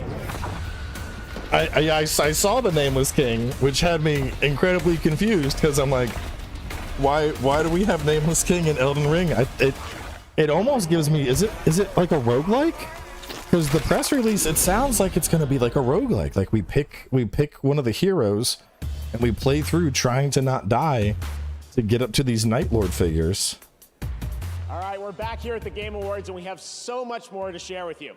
Like I feel like they're gonna be like yoinking stuff from a bunch of different FromSoft IPs. Their lives to entertaining and sometimes comforting or affecting us through video games. In fact, 25 years ago back in college, I started writing a series of articles called Behind the Games, chronicling the development of games like Half-Life and Metal Gear Solid 2, because I knew games were nothing without the people behind them. Now, the sad reality is that over the past few years, the gaming industry has suffered I need to know more. Unprecedented industry-wide layoffs. Those affect the games we get to play, and even more importantly, the people who make the games we love. Yeah, we saw Nameless King, we heard Margit, we saw new Firekeeper. And honestly, as a show, we kind of struggle with how to address these topics in a constructive way. Oh, crazy. But this year, inside of these challenges, we found greatness. I'm proud to share with you the story of a single individual who saw developers in need and did something truly extraordinary.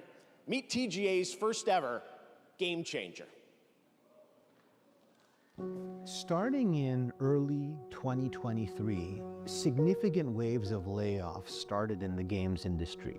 It strikes you, it hurts, right? It's like a ton of bricks. What am I Super supposed Smash to do? Bros. FromSoftware Tens edition. of thousands of gamers have been laid off at a level that is unprecedented in the industry's history. I love this brand, I love this company. Oh my goodness, what am I going to do? I actually started in games. Yeah, I mean, as soon as the show's done, I'm going to be reading that, since I was a little making a child. video on that press release. Because there weren't games jobs around here, I stayed passionate about it and broke through in basically my late 30s. I had seen a few friends get laid off before Thanksgiving, and I said to my wife, Jess, like, this is unacceptable. Hi, everybody. It's Amir, and I'm here to help support you as you look for your next opportunity in video games. I can't imagine what it must feel like for someone to have to go to their family around the holidays and say, I don't have a job, I don't know what's going to happen. I had a robust background in things like data analysis, and I said, well, I can do something with this. I started a community with one resource. We just started putting together a list of all the job openings out there. And over iteration after iteration, it ended up becoming a suite of several different resources. We have 2,300 coaching volunteers who've given people over 50,000 community coaching conversations for free. No, I don't. There's no way it's coming out that soon. There's no way, dude. Payment. He doesn't take anything back from the I community. I would guess summer, probably, because there wasn't a date on the trailer.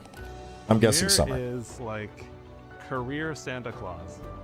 If it weren't for Amir and for this community, I wouldn't have even known this job was here. He has created this like beacon of light. Yeah, the Sekiro wall run, dude. They were yanking stuff from everything. It's Please crazy. join me in welcoming a man who has the well-being of the game developer community in his heart. On behalf of the Game Awards, I'm honored to present the first ever TGA Game Changer, Amir Satvat. Jin just released it, bro. We just watched it. You're like 30 minutes behind everyone else. we've been reading the press release. We watched the whole trailer.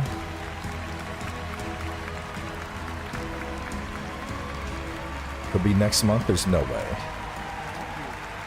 I mean, it could be, but there's no way.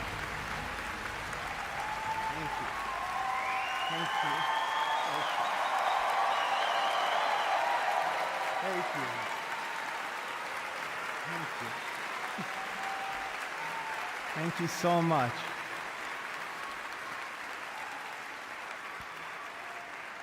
Thank you so much. No, you're breathtaking. Thank you, Jeff, and the Game Awards for this extraordinary honor. I can't help but say that I love video games with all my heart.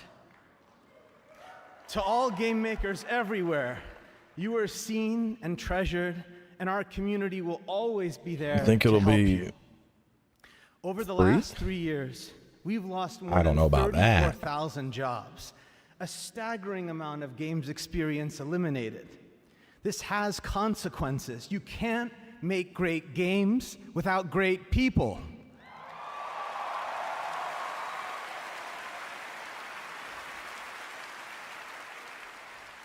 I'm proud of so many of you who have already joined me to make an impact, and I really have to thank everyone in our community who gave all their time and commitment to build it.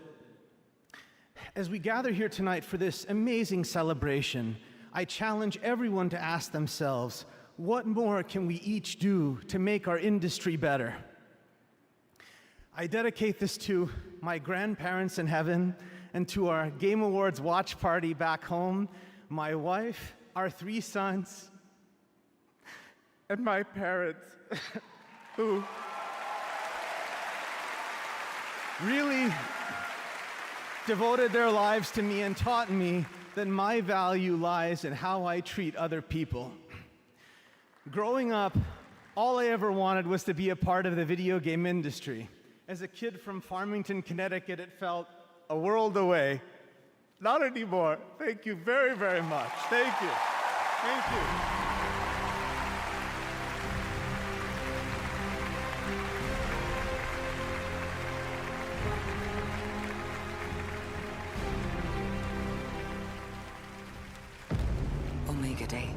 2067.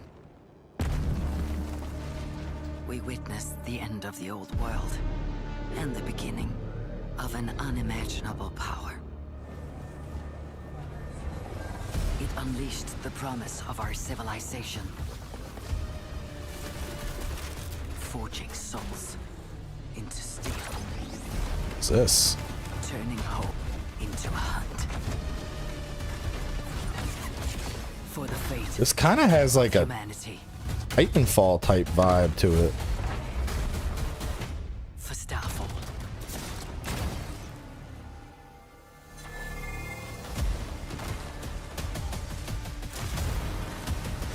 Yeah, Pacific Rim, I can see that.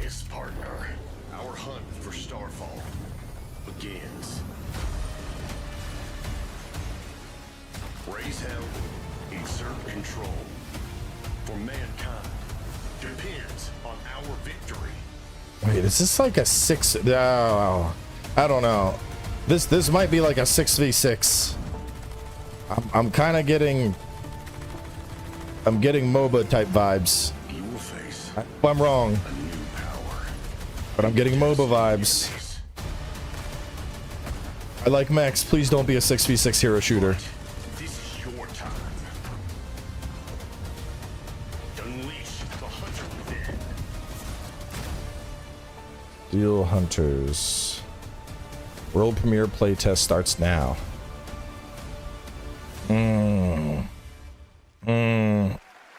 That gives me That was the announcement 6v6. of Steel Hunters, which you can play test tonight. I played that back in the summer, and it plays as good as it looks. Definitely has a Transformers vibe to it, as you can see. Really fun game. All right, and now I'm proud to reveal one of the most beautiful games I've seen in a long time, developed by an incredible team up in Canada. Yeah, it looks like a MOBA.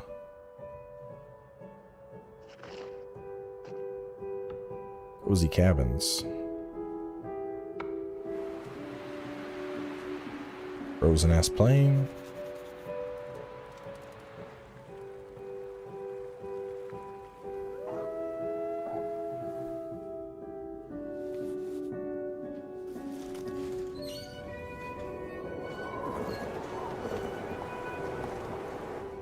This kind of reminds me of The Long Dark. Third person.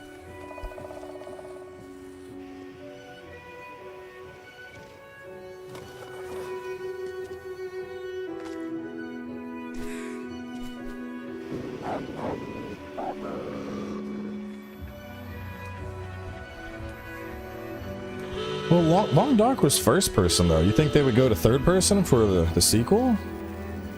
I feel like it's a new IP. Yeah, Black Frost. Apparently Steel Hunters is a BR? What the fuck? Like a co-op battle royale? It's made Hinterland though. Hinterland made Lost Ark. Of Gearbox, Randy Pitchford. Long Dark. Yeah, so it's made by the same people that made The Long Dark. Borderlands fans know why I'm here, right? This is the moment. So it's like a Everybody spiritual at successor. Gearbox is watching right now, and I'm kind of freaking out. It said, oh, did it say Long Dark too? Listen, this is Oh, the thing. I didn't see Long You Dark too fans on of it. Borderlands, you're why we fight. I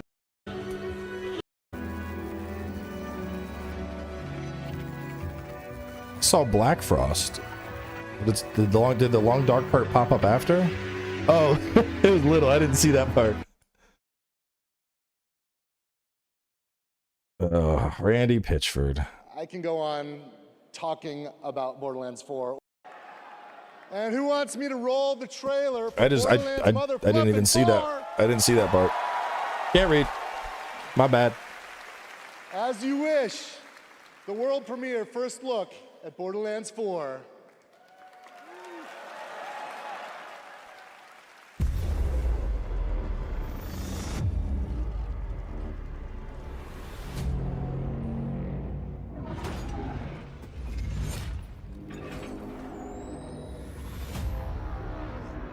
I mean, I hope it's good, but Borderlands writing has not done it for me for some time.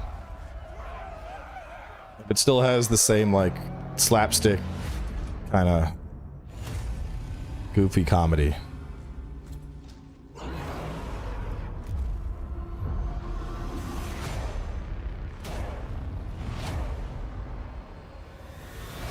Because nothing I'm seeing right now makes me think Vault Hunter.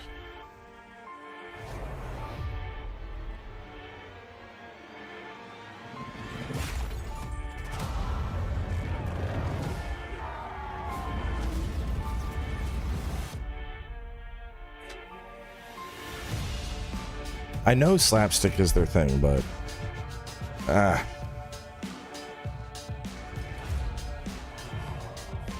maybe I've just grown out of Borderlands. I mean, I'll try it out, but I haven't like vibed with Borderlands in a while. Hopefully it's good.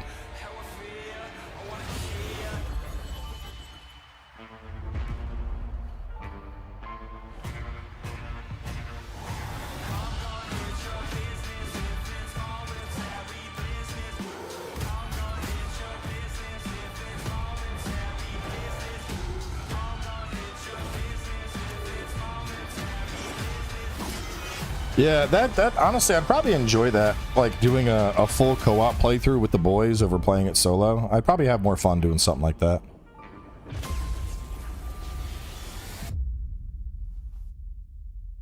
I think that might be a way to go about it. Just do a full co-op playthrough. That was Borderlands 4, and now we have an exciting and unexpected announcement from a legendary role-playing game franchise.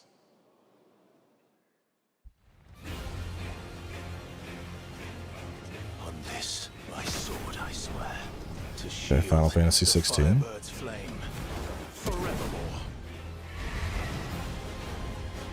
It looks like toned down graphics. What is going on? It's like Final Fantasy 17. Oh. Okay.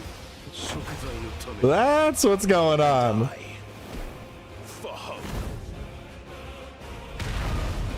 Nah, they're putting him in Tekken.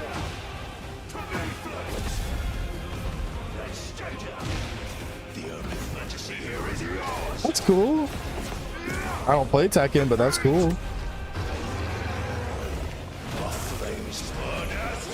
Yeah, the graphics threw me off. I'm like, this isn't Final Fantasy 16 graphics. What's happening here?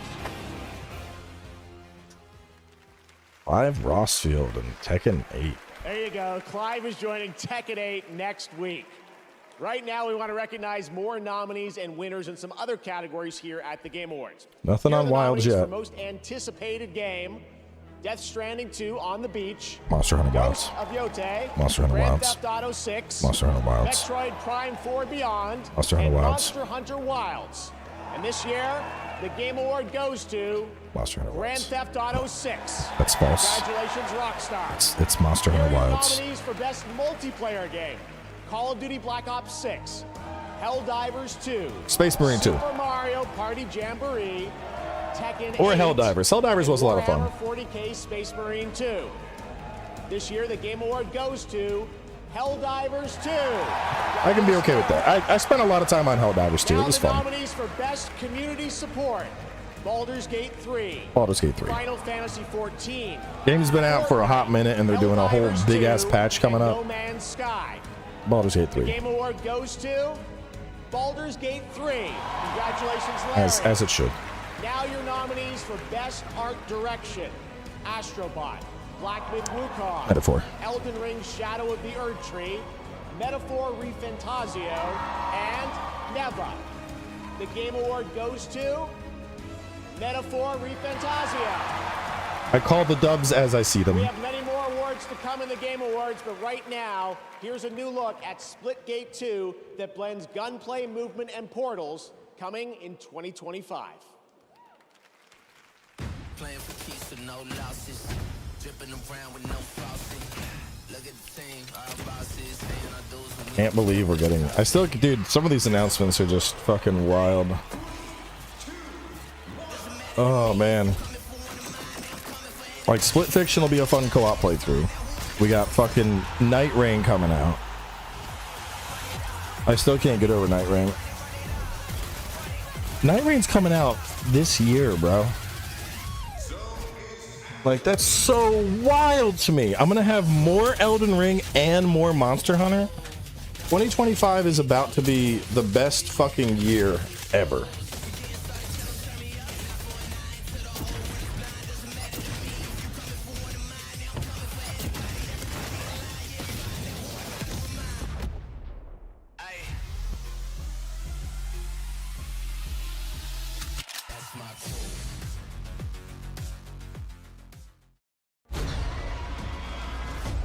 Events are weaving together quickly now, Rook.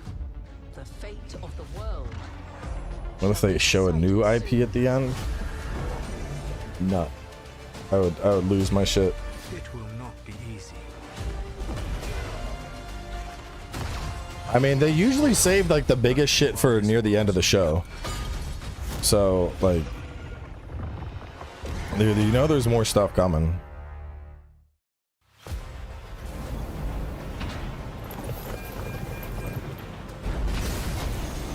Vilgarb was okay. It's like a, I don't know, I gave it 4 out of 5. It has problems, but I wouldn't say it was ass. Combat was a lot of fun. And the build, at least, like, the one thing I like the most about Vilgarb is you can respec your shit constantly. So, like, I respec like 4 different times in my playthrough. From, like, two-handed to, like, shield bounce and necrotic spells to parry god to fucking firing grenades, which was pretty fun. Not a lot of games let you have that kind of freedom. But as a Dragon Age game, it doesn't do a very good job of, like, the RPG element, you know, the character building. It's a lot more, I don't know, it plays closer to, like, almost God of War. It's more like an action RPG. We've played that a couple times. It's cool that they're putting in some PvE elements into it. K-Vess. This is your one shot. Get in with the underworld's most dangerous syndicates and pull off the greatest heist the Outer Rim has ever seen. I should go back to this. I heard they like removed a lot of the stealth so you don't have to stealth anymore. Yo, I got my email up, okay? I'm checking. I'm checking the email. When I get something, I'll let y'all know.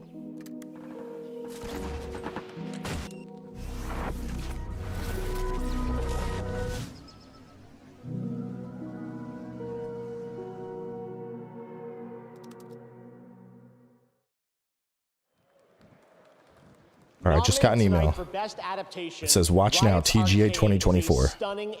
Only like an hour, 43 minutes late. Anyone who's watched this show will tell you the music. It sits at the emotional core of this Game Award-winning series. Here is a special tribute to Arcane's music and iconic characters, featuring Royal and the Serpent, David, and 21 pilots with the Game Awards Orchestra. Check your spam. It would not come into spam. And I did. I already did. There's nothing there. I don't have anything in my email yet, okay? If you haven't seen it, Arcane 2 is... Dude. Well, I shouldn't say Arcane 2, but the second season. Arcane in general is phenomenal. I would go as far as to say Arcane is probably the best video game adaptation we've seen. It is.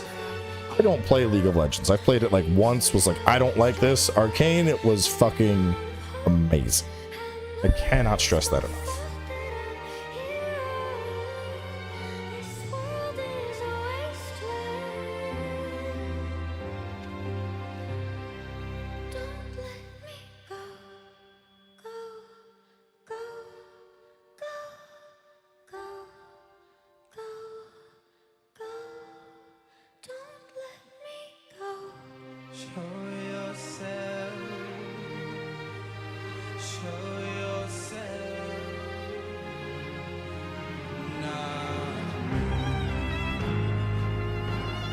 Cyberpunk was good. I would say Arcane was better. I'd say it's better than Castlevania. Arcane is very fucking good, dude.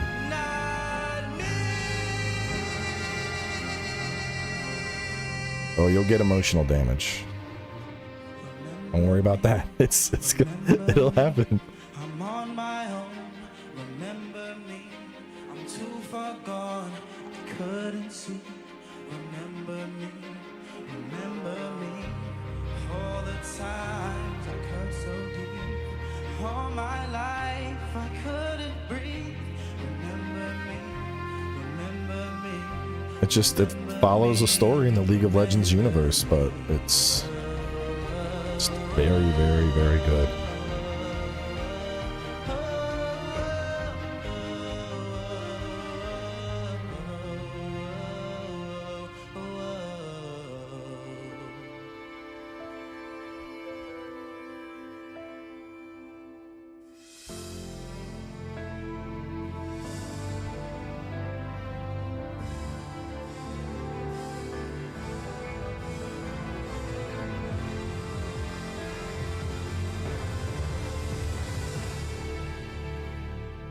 Body's on the line now. I can't fight this time now. I can feel the light shine on my face. Did I disappoint you? Will they still let me over if I cross the line? Take a seat, but I would rather you not be here for what could be a final form. Stay your pretty eyes on court. There's 2 seasons. Keep the memories of who I was before.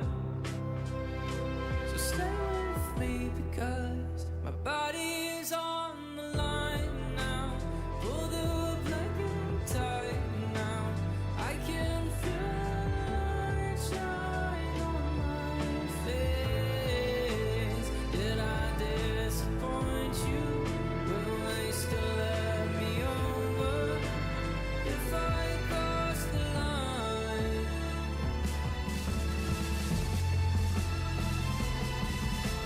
You can see who's watched Arcane in chat, because everyone's just like, this is so good. And then you can see who isn't, because they're like, what is this? Can we skip?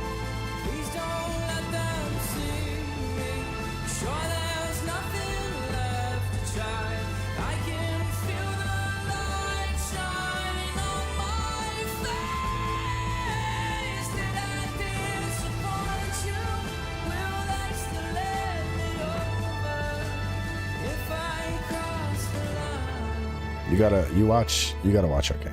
It's just you have to watch Arcane. If I cross the line, if I cross the line.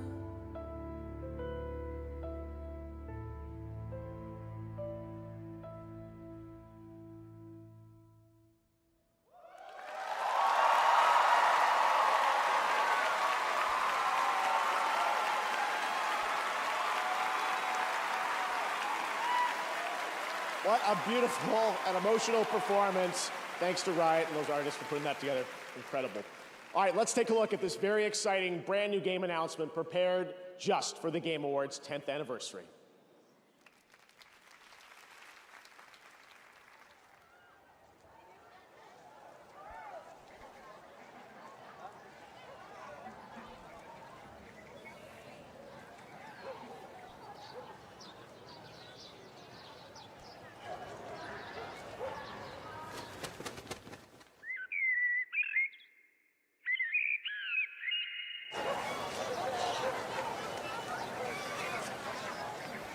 Is this a...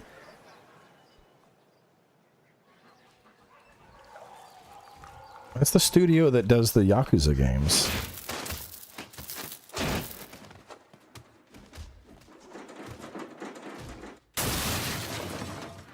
I am getting a Sleeping Dogs vibe.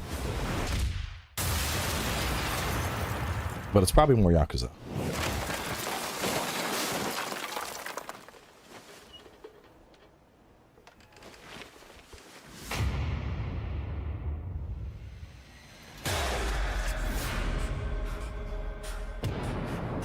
Virtua Fighter? What?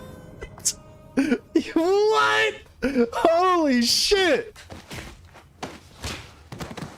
Bro, out of nowhere. Oh man. It's a fucking blast from the past right there. God damn. They just keep coming tonight. That's right. There's a new full entry in the legendary Holy Virtual shit. Fighter series now in development at Sega, and you can find out more in that special direct broadcast. That's crazy. Tonight, we've got another announcement for you. Check this one out. Boomer fighters, right? That is wild.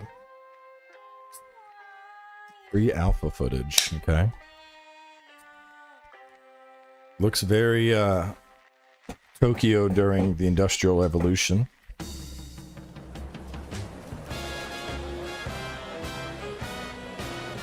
Okay.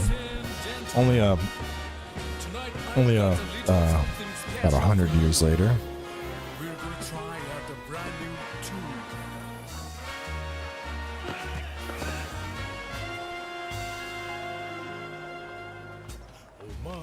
All right, now this has some Yakuza vibes.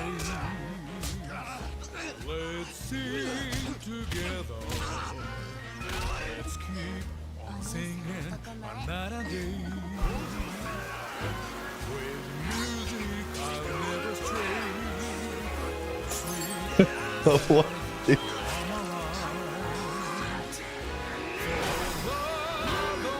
I usually don't vibe with Yakuza games, but the combat here actually looks kind of wild.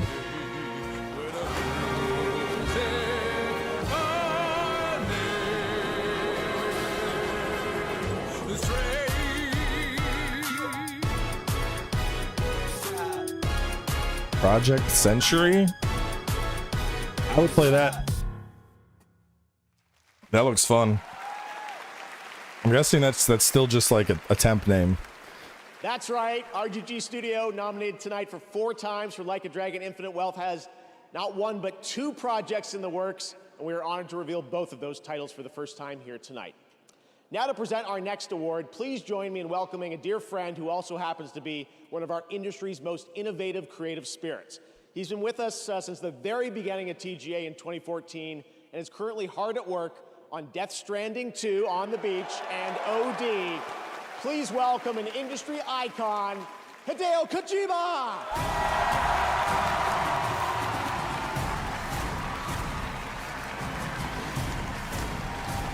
15 minutes of Jeff sucking off Hideo Kojima chat. Get ready.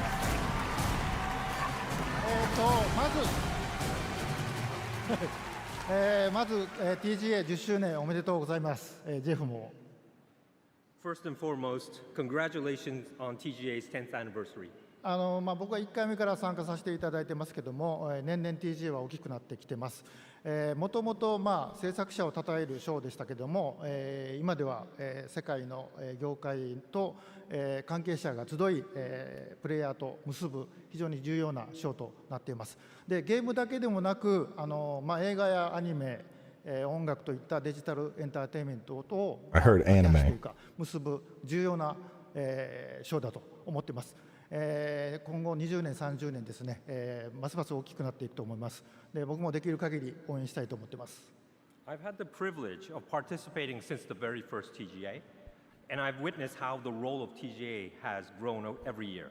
Not only does it celebrate the achievements of those involved in the gaming industry, but it has also evolved into an event that brings together industry's professionals from around the world, focusing deeper connections with the players.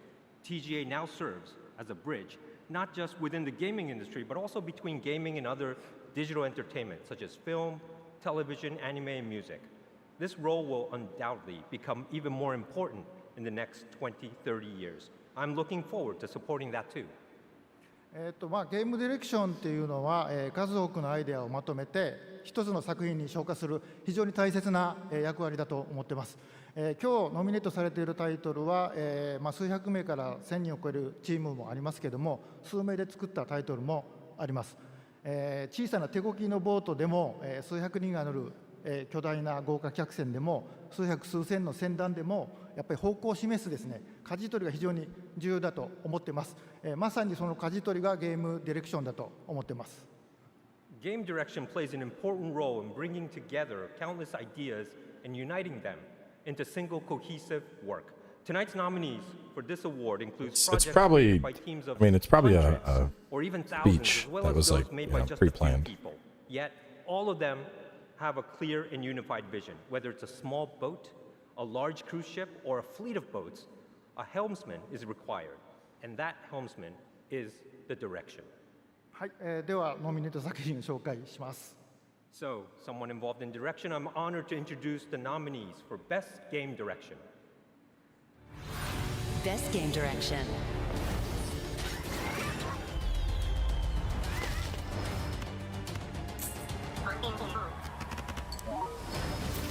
Cleanse the world with blood. Come now and travel. For direction, I could see Wukong getting best direction. It's good to have you I think the overall like presentation and whatnot they went for was really nice. with our own hands. Metaphor though too. Either of those could take it, I think. And now, the winner Maybe is Astrobot. Astrobot. Huh? Astrobot just sweeping right now, bro.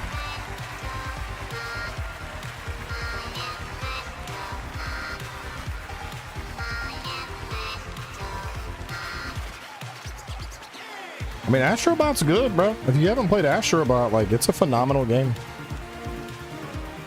Astrobot is a very good game. And if you have kids, you should play it with your kids. They'll fucking love it. The kid's 4. He's in love with that game. I have a speech ready for this one. This is really amazing. So thank you so much. Team Asobi back home, you know, all of you, really, this is for you. You know, game direction is, of course, you know, like as Kojima-san said, you know, like an ensemble of things, and you know, but actually in our case, it's really like every single person on the team coming and really bringing their own vision and being responsible for their own work. So you are all game directors back home, and I'm really dedicate this one to you. Thank you so much.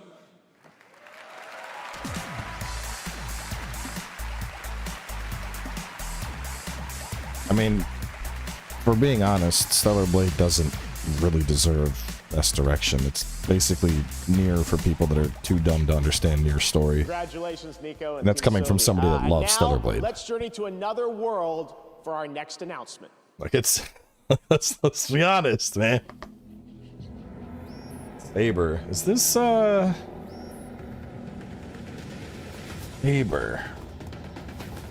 Faber does a bunch of games. I don't know what this is.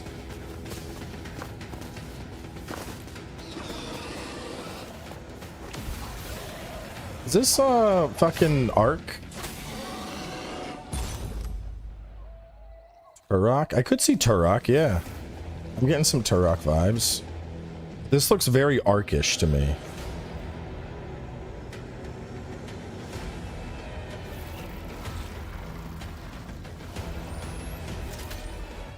It is Turok! Holy shit, dude. We're getting some fucking throwbacks. Dude, I loved Turok growing up. Such a wild game.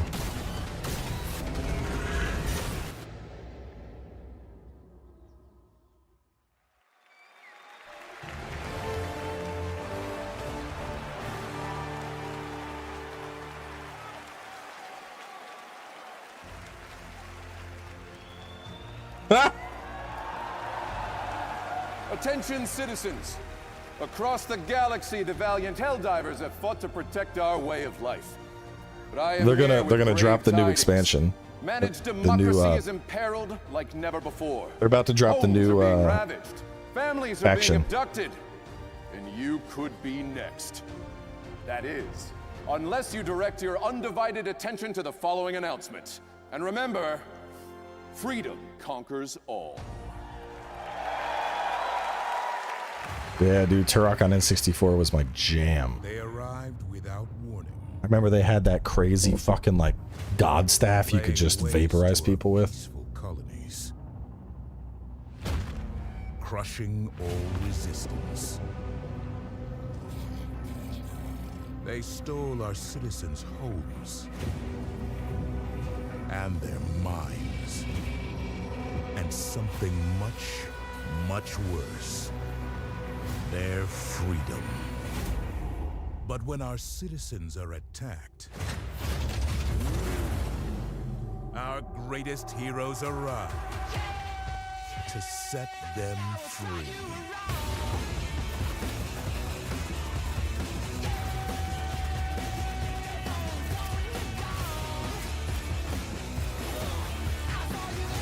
We got a Together, warthog coming? save our people from this tortured existence.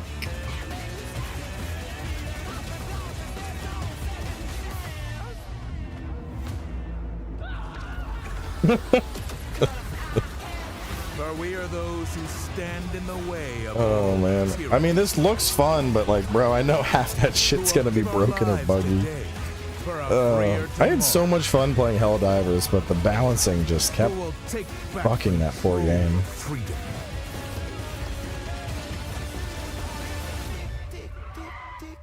And deliver peace to our homes. We are the Helldivers. Major update out now. Now, please welcome the creative director of Warframe. Maybe we'll do Rebecca Helldivers this Ford. weekend.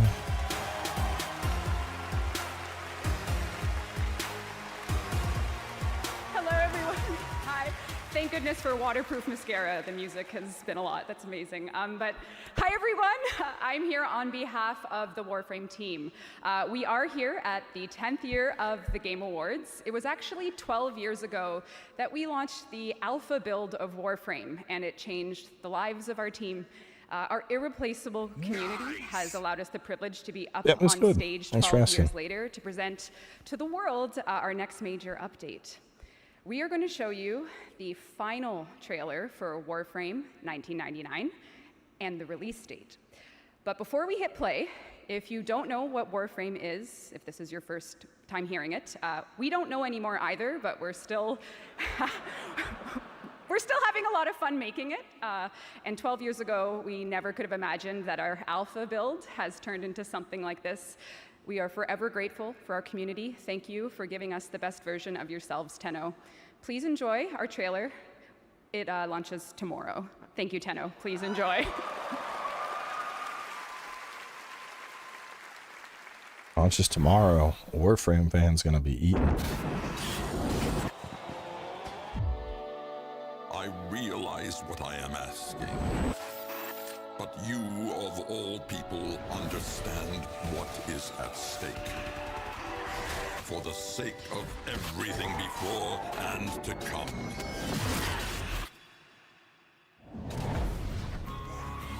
Scoldra think they've contained the outbreak here, but the Tomorrow. here is They said tomorrow.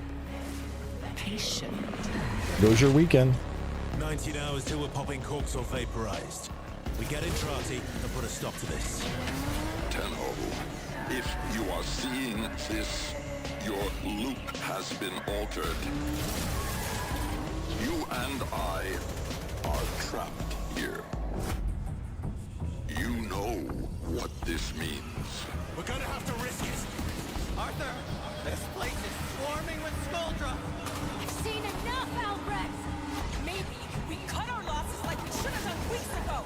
Albrecht, I have seen enough! Yeah, this has been a really good show. They have been just Get me out of here! release after release after release.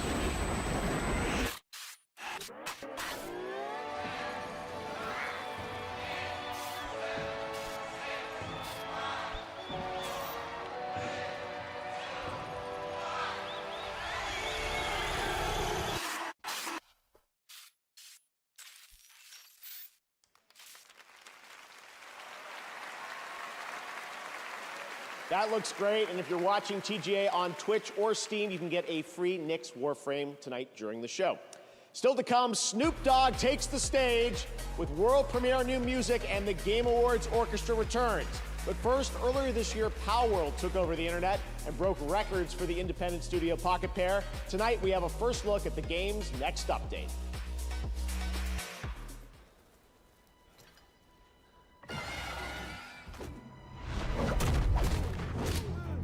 Dude, Power World straight up consumed my life for like 50 hours. I heard they removed the spheres though.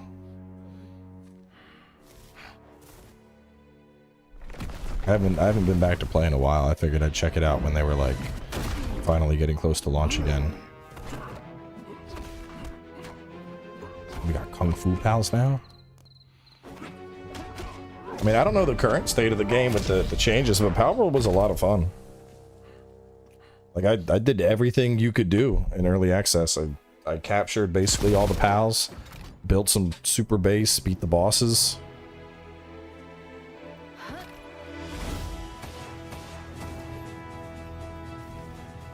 Got fucking power armor now.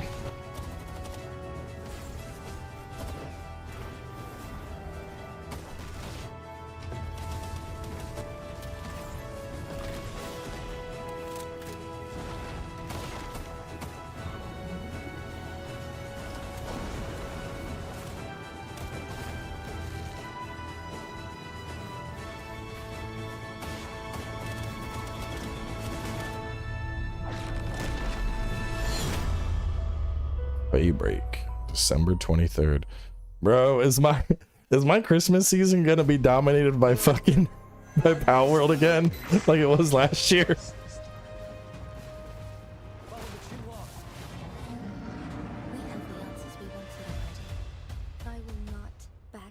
Oh, last year it came out, I was just like, oh, I'll play more Power World today. Fucking 10-hour stream. Now they're like, hey, here's a big expansion. Come on back. And I'm like, oh no. Oh no, here we go again.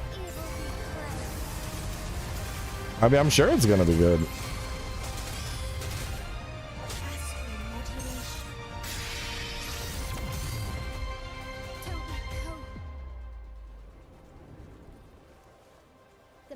Is it Wuwa? I still don't get the hype around these games.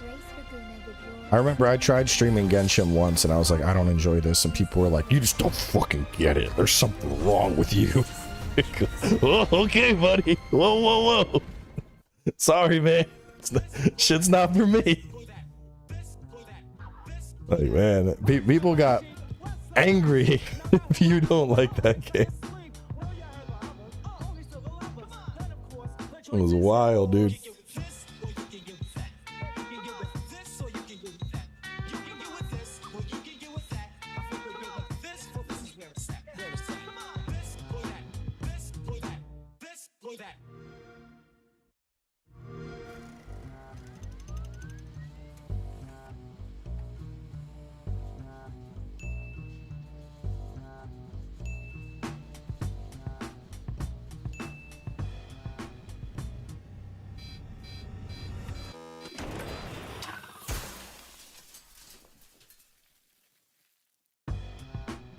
Xbox really pushing that play anywhere.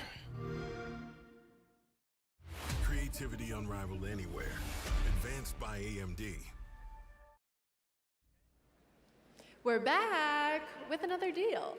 For a limited time only, Prime members in the US can go to Amazon.com/The Game Awards to get $50 in-store credit when you buy MetaQuest 3S. From Yacht Club Games, winner of Best Independent Game at the first Game Awards, please welcome Celia Schilling and Sean Velasco. Now show's for like another hour, I think. Wow. 10 years ago, we were called onto the stage, completely stunned, as Shovel Knight, our first game, took home the first ever Best Independent Game Award. Now, thank you. Just want Witcher 4 for some new Gwen And content. now, Shovel Knight I is hope getting Gwen old comes enough back. to become vintage in its own right. This year, a new set of developers released their first game. They're just getting started, yet they've already created something extraordinary. We're excited to see how their talents will shape the industry for the next 10 years. These are the nominees for Best Debut Indie Game. Best Debut Indie. Didn't play Animo well, but I've heard nothing but good things about it. I have played Balatro. Balatro is pretty cool. I can see that game consuming a lot of fucking hours. Mana Lords is pretty fun. I don't think I'd put it up there. Pacific Drive was really cool, but just not for me. Buffy Squire was okay. Still a cute idea. I don't know how 9 Souls isn't up there. 9 Souls was easily my indie game of the year. Award goes to Volatro. Hey. It's my boy WoW.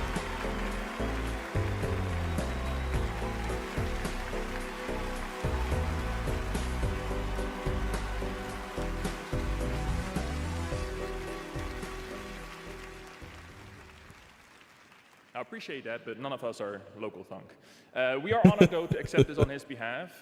And while he's not one for the spotlight, he does like to shine his spotlight on other games that he thinks deserve equal recognition. So not only wants to recognize all nominees tonight, but also all indie games that were launched this year that might have flown under the radar. Now, what he would like for you is to explore this world of indie games, and I think you'll find a scene of extremely talented. That's actually a PR guy I've been friends with for a couple of years. I know him quite well. For you to enjoy every single day.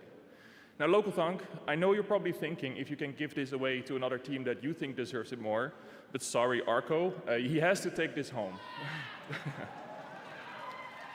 So, Local Thunk, you have earned this, and you deserve this. And everyone at PlayStech is just so proud of you, of what you've done. And I hope that at least tonight, you get to enjoy this. Thank you.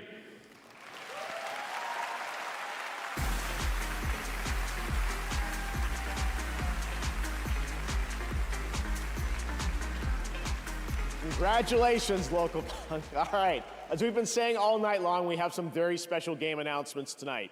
And this is certainly one of those. Enjoy.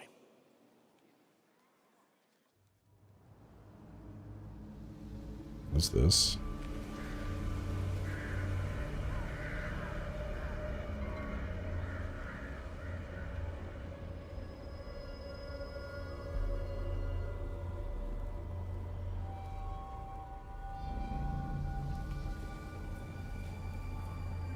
Is this that no, not Sekiro. I think this might be that Chinese Sekiro.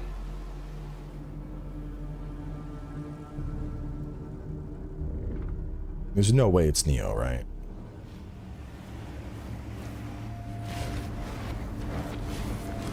Actually, I don't know. What's going on? We got a gauntlet? Capcom presents? What is Capcom cooking?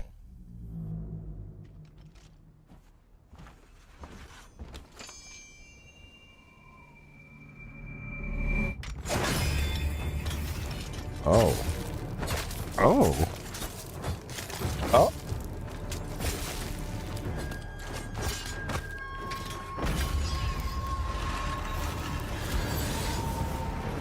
I think it might be a new Onimusha.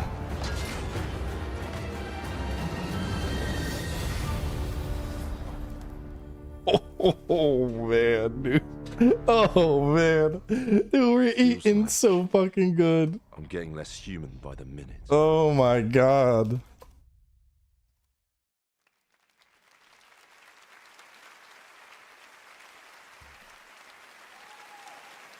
Oh my god, dude. That was definitely a good one. I had a great time seeing that game this summer out in Osaka.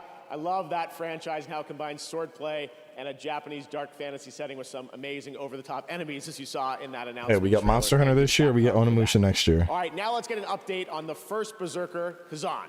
Yes. All right. Dude, I had a blast with this. I'm Joe Russo. And I'm Anthony Russo, and we're thrilled to be back on the Game Awards to introduce a brand new trailer for the first Berserker, Kazan, a game rooted in the legendary Dungeon and Fighter universe. Our studio Agbo collaborated closely with our friends at Neopol and Nexon to create this action-packed cinematic trailer brought to life in Agbo's signature style. We're excited to unveil it here at the Game Awards along with the official launch date. Stay tuned until the end and enjoy the reveal.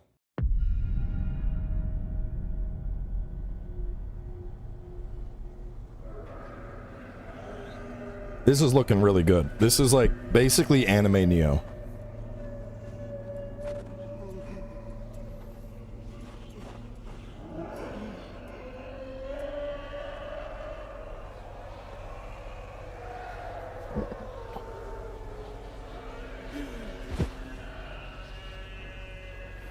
Yeah, demo was super good. Demo was hard too, like hard. Yeah, I got the full demo on the channel. It's fucking solid, man. It's shaping up to be a really good game.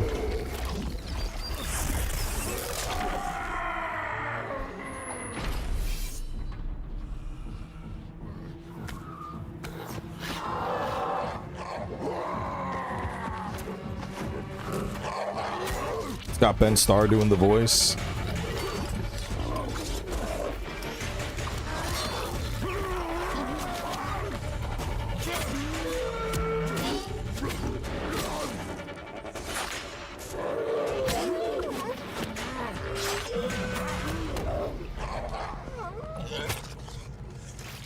Well, this is cinematic footage. This isn't the game is like anime stylized, but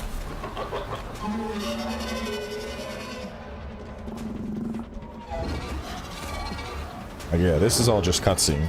This is just hype, but I've played this, so like, you know, I'm fine seeing a cutscene trailer here because I already know what I'm getting with this, and I know it's gonna be fucking good.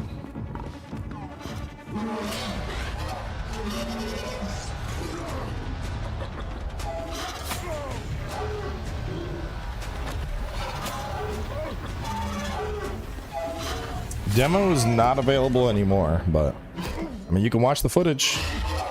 Just like search up Last Berserker and my name, and you'll find the full thing. There was let's see.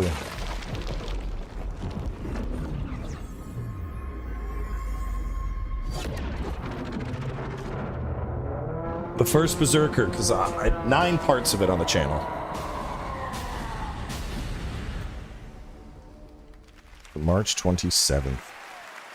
So we got a month to get through Monster Hunter. Coming in March, as you saw, a great hardcore action RPG, and now we're thrilled to show you another game set in the Dungeon and Fighter universe for the first time anywhere. Arad is an open-world action RPG developed in Unreal Engine 5. It's coming to Steam, console, and mobile. Here's the first ever look.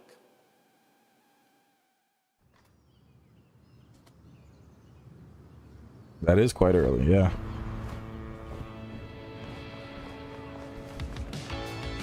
Damn. So we're gonna have AI limit, and then we're gonna end up having wilds, and then we're gonna end up having first Berserker. Dude, early 2025 is going to eat me alive.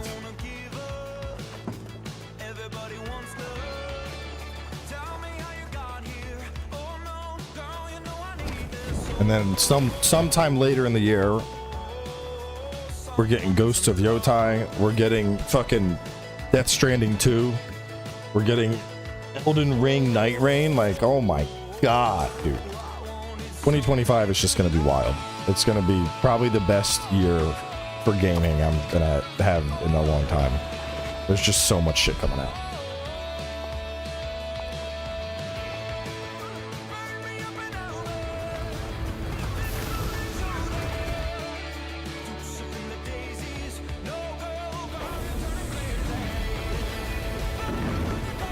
Oh, it's definitely another gacha game. This game just has gacha written all over it.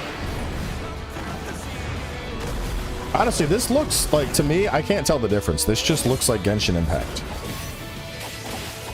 Like, if you had just told me this was another Genshin Impact expansion, I would just assume you were like, yeah, okay.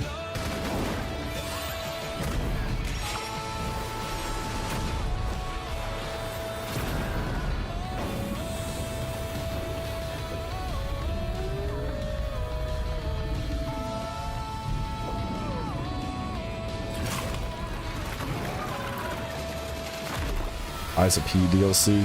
Oh, yeah, we'll cover that. Don't worry.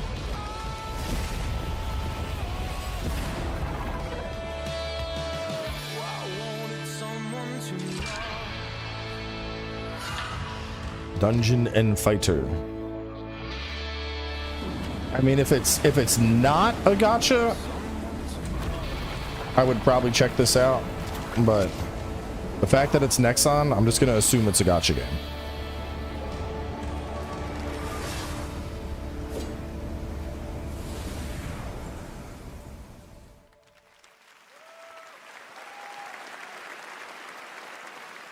Looks great. All right, next is the open world zombie adventure Dying Light, the Beast from Techland. We announced this at Gamescom. It's got combat, parkour, and nights you may not survive. Here's a brand new look at the game, which is coming in the summer of 2025.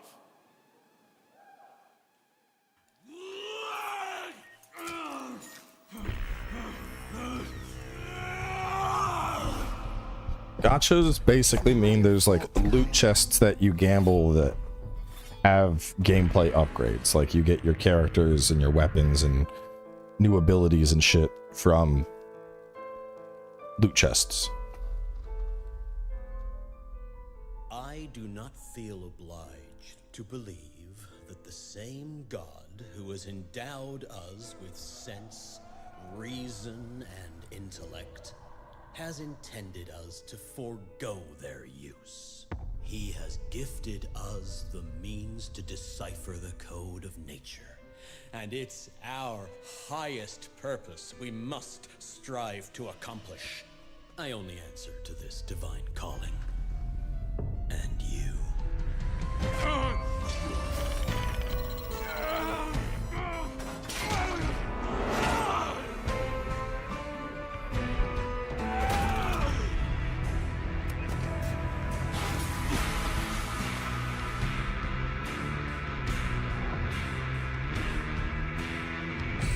I'll probably check it out. I didn't enjoy Dying Light 2 that much, but this looks cooler to me. It looks a lot more grounded and like this to me, this looks like Dying Light 1 more than Dying Light 2. I don't mean Night Rain is up on Steam now? No, it's not.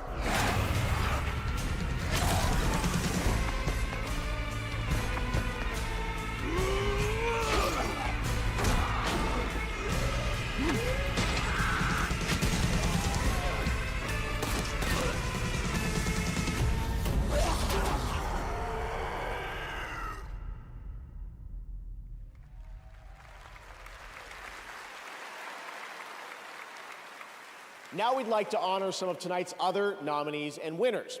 Here are the nominees for Best Action Adventure Game: Astrobot, Prince of Persia: The Lost Crown, Silent Hill 2, Action Star Wars Adventure? Outlaws, and The Legend of Zelda: Echoes of Wisdom. Give it to Prince of Persia. This year, the Game Award goes to Astrobot. Congratulations, another win tonight. Really? That's For an three. action adventure? Here are the nominees for Best RPG: Dragon's Dogma 2, Elden Ring: Shadow of the Erdtree, Probably Final Metaphor. Fantasy VII Rebirth, Like a Dragon: Infinite Wealth, and Metaphor: ReFantazio.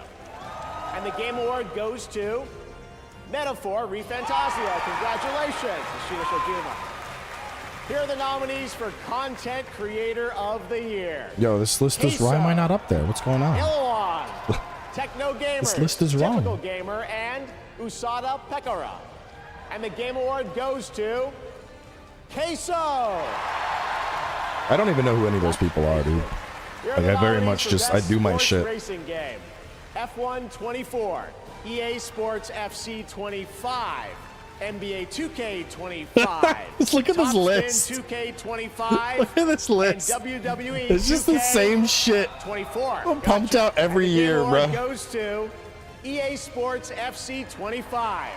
The same shit Now every our year. nominees for Best Sim Strategy Oh, God. Game: Age of Mythology Retold. Oh, Frostpunk Kunitsugami 2, was so good. Kunitsugami: Path of the Goddess, Manor Lords, and Unicorn Overlord. And the Game Award goes to Frostpunk 2. I didn't play that. Congratulations to all those winners. Did you catch all that? No, but I wish the rest of the show went that fast. Yeah, it's like the game commercials with award interruptions. Oh! Yeah. Oh, hey, someone watching online saw us on the show. Oh, yeah? What did they say? Let's see. River Runner 445 said, "Have you two ever considered becoming developers?" We're already developers. We are? Yeah. By watching this show, we're developing an immunity to bad entertainment. Oh!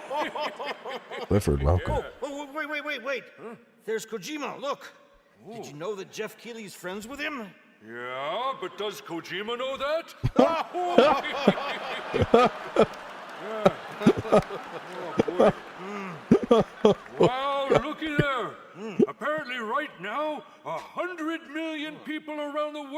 watching this show. Yeah, and the other 8 billion people have better sense. Yeah, hey, look. Jadebot6 is asking, why are Statler and Waldorf at the Game Awards? It's a great question. I've been asking myself the same thing. Help! Yeah, help us, Jadebot6. You're our only hope. Yeah, make the commercials stop. Yeah. Please. Please. Please stop. Make it stop. Make it stop. Oh my god. It started in the swamps. New Crytek game? Everywhere corruption went, hunters followed. But now, there's something new on the move. And things will never be the same. Welcome to my murder circus.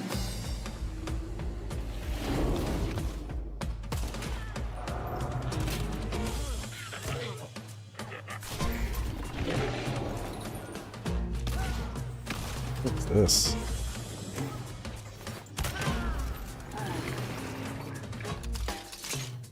It's showtime!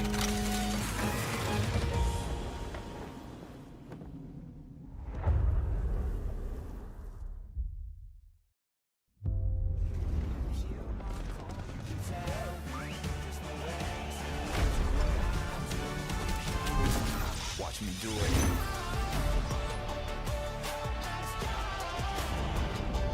Watch me do it.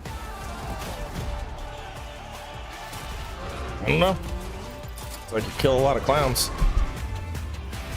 Watch me do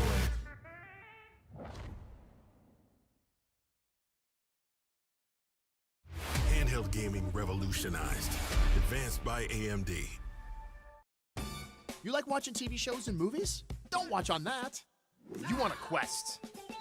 Look at that. It's a movie theater in your living room. What? And you want to go to the gym. Then you remember gyms. Bring the gym to you. Well, what's wrong with people that lift weights? That's what I'm talking about. Whoa! And do you want to play I will not stand for this slander against people that lift heavy weights. Yup. Bang! Time to become the knight. Okay, y'all. Yeah. You got this.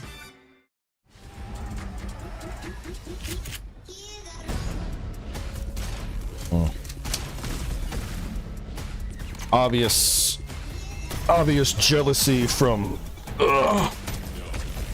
weak, incomparable people who can't lift heavy weights.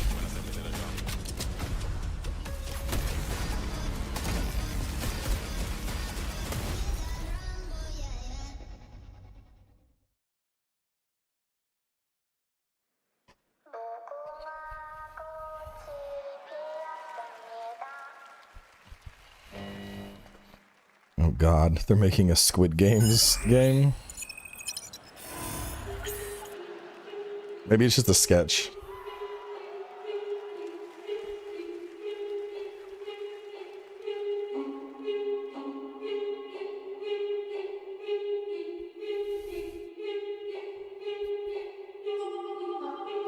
I mean, doesn't this feel like it's like 2 years late? Squid Games, when did Squid Games come out? What was that, 2022, 2023? Is it a new season, you think? Hello, Game Awards. I assume you are all familiar with the Squid Game, because not everyone can physically experience the games. We have created a simulation. Unleashed will provide the same highs. Oh god. Or for the unskilled. Lows. To all players watching at home, access will be granted to everyone on December 17th, whether you're a Netflix member or not. Be on the lookout. In the following Squid Game, the game. We'll be unveiling the next round of the games. I have brought with me a special preview. It kind of sounds like what's that fucking game with the what's that game where you play as the Fall Guys? It's like Fall Guys with Squid Games. Yeah, Dark Fall Guys. Places are ready in our VIP suite.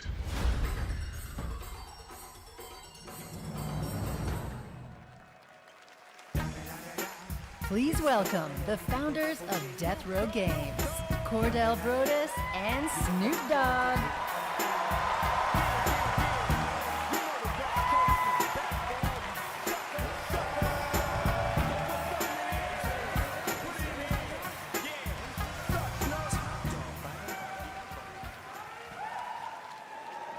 This year, my father and I launched Death Row Games with the dream of bringing minority stories to the gaming world.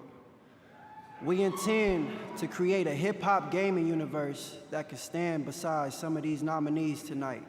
Here we are to present Best Ongoing Game. You see, back in the day, if you loved the game, you wanted more, but you had to wait until the next game, or as I like to say, chill till the next episode. But obviously, y'all just couldn't chill. Today's players are treated to regular updates to their favorite games, making sure the experience always stays fresh. Here are the nominees. Best Ongoing Game. This place, it's reshaping reality into a perfect stillness. The return of hatred has pulled us back into the light. Our nation is a fortress, and its people the bricks with which it is built. Probably 14. Together, they fight for freedom. Yeah, Helldivers had some. It would have been Helldivers, but they had some stumbles, man. Man, them were some dope-ass trailers. And the Game Award goes to... I don't have a game, cuz. Yet. Helldivers 2. Oh. Good for them.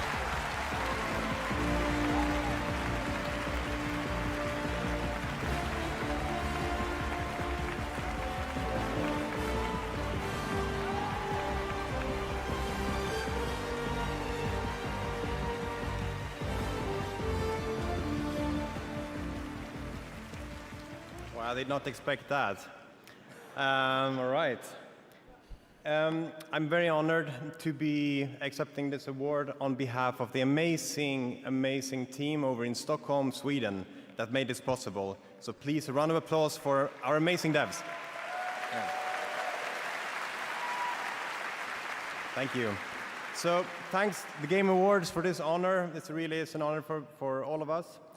Thank you PlayStation and our partners for believing in us over all of these years. And also, and most importantly, thanks to our amazing players for the support over this last year. It's been super inspiring to see everything that you've done with the game since we launched it, and we are very committed to keep going with this game for many more years to come. So, thanks a lot, and for Super Earth.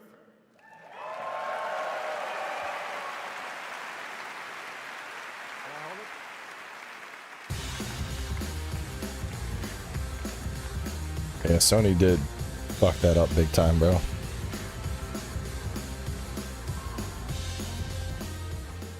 Congratulations to Arrowhead, and thank you, Snoop. He's dropping like it's hot right now in Fortnite Festival Season 6 after an appearance in Chapter 2 Remix. And later tonight, he will be back live on stage, premiering brand new Snoop Dogg music. You are not going to want to miss that performance. But right now, we're thrilled to share the announcement of a brand new game from a beloved game developer.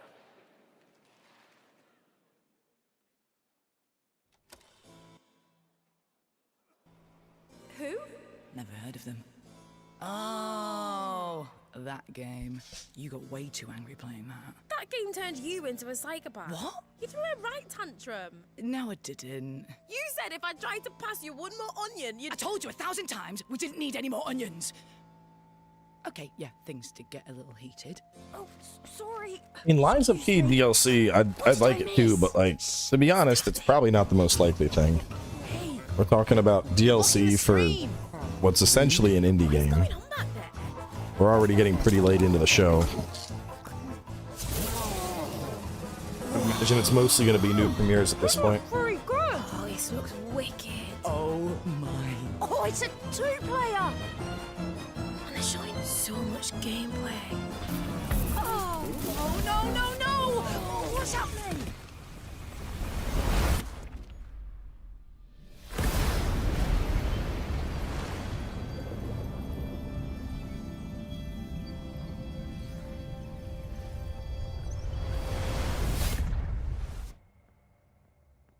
Drew!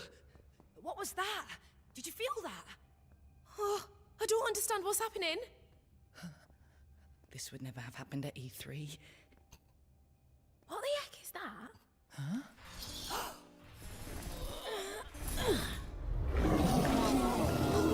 Was it like a co-op game?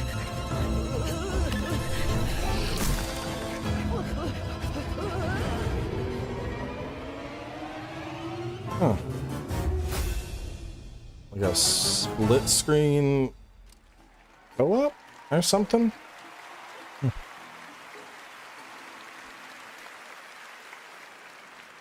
That's a fun one. Stage Fright is the next co-op game from the incredible team at Ghost Town Games, the creators of Overcooked, that I know we've all played over the years, and I am so thrilled to share that with you tonight here on the show. And now it's time to head to a familiar place, the home of iconic novels and television shows, and now an upcoming action-adventure game. In the name of the warrior, I charge you to be brave. In the name of the Father, I charge you to be just. It's a In the name Game of Thrones the Mother, game? I charge you to defend the innocent. Arise, a knight of Lennon's Rest. Game of Thrones Souls-like? Castle Black is the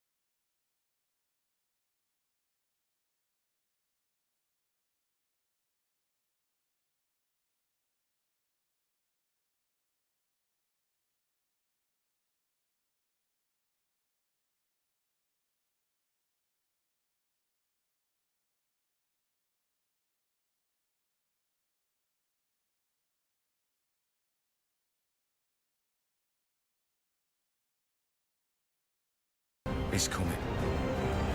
A point and click game, right? Like,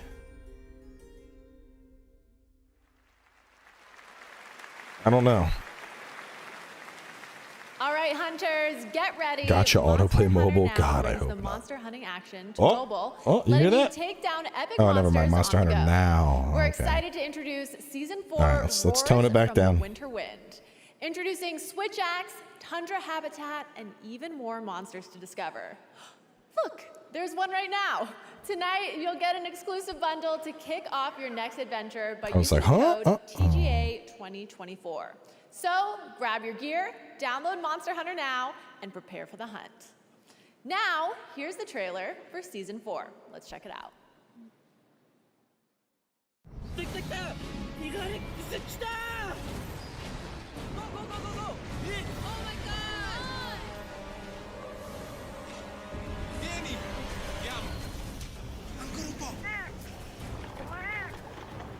Finally making its Monster Hunter Now debut, T-Rex, Lagombi.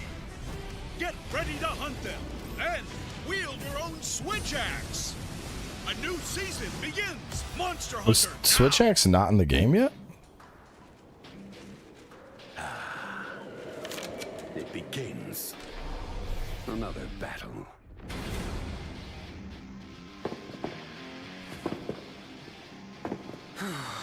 Let's get this done. Double It is time Dragon. we settle this. Shadows surround you. Let's go. No time to waste.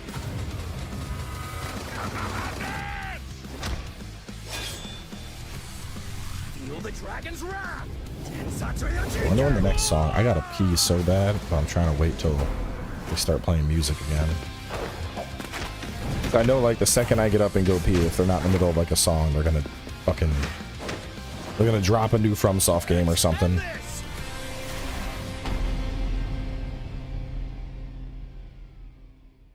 Yeah, I don't know. It looks, I don't know if it's a brawler or a fighting game.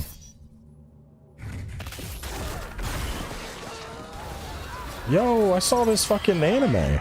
They're making this into a game? Solo leveling, I think.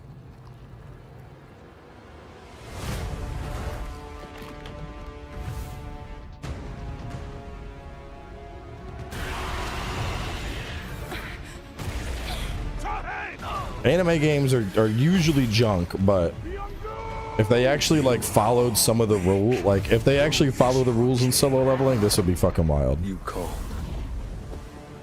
Are you the king of the humans?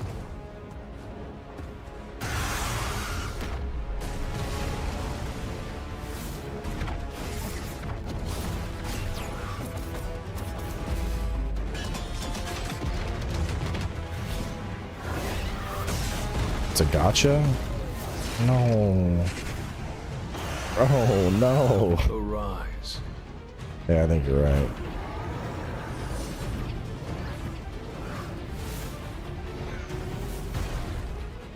Yeah, it does look like they're straight up spoiling the later arcs of the show, because I haven't seen any of this shit. Rip. Big rip. Spoiling the anime, and it's a gotcha. Shame.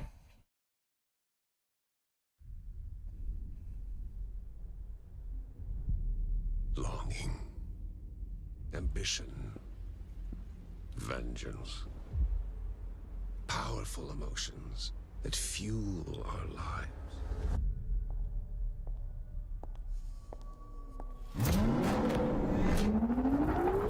But are they enough when death? It's a Need for Speed game? Every turn.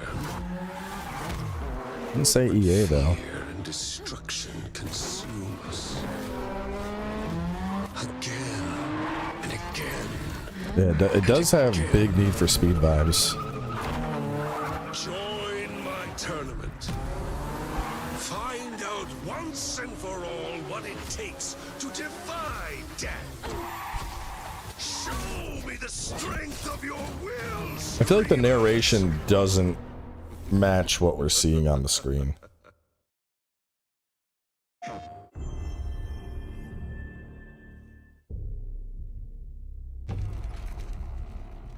Oh. You all know the drill. I don't need more Last of Us, bro. Run your routes. Clear any infected. I wonder if this is the, what are they talking about, some kind of multiplayer Last of Us game? You come back.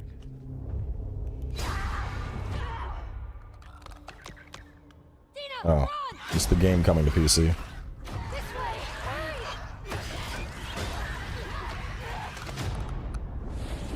I have to finish it. You killed my friends.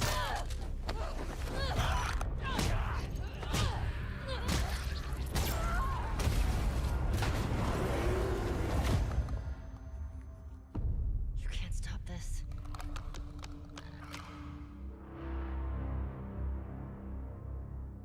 Wait, what? Last of Us Part 2 remastered. Did they remastered Part 2? When did they remaster it? Part 2 just came out. The Last of Us Part 2. The fuck do you mean remastered? Didn't it just come out? HBO's The Last of Us, Isabella Merced.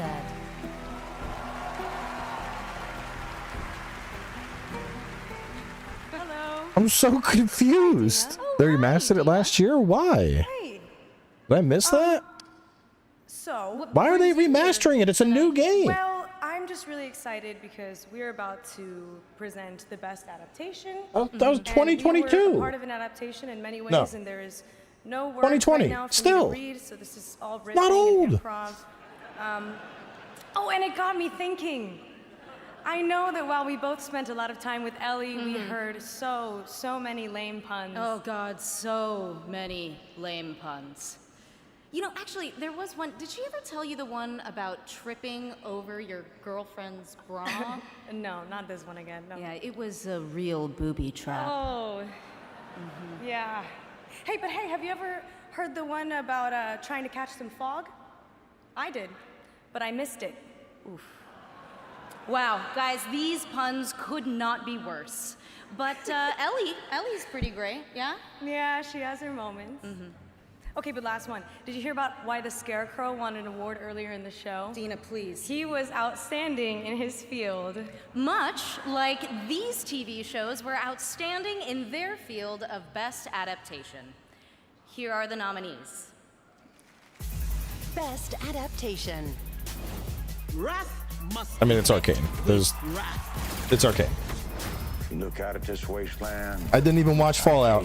Nothing is beating Arcane. Knuckles was okay. All I wanted. I didn't even know there was a Yakuza show. Dragon. I'm looking for something connected to my. I haven't seen that, but I do want to watch it. Either way, it's Arcane. And the award goes to, the game award goes to Fallout. What? Y'all are out of your fucking mind. Get the fuck out of here. Really? Fallout over Arcane? Bro, no. No. No. No.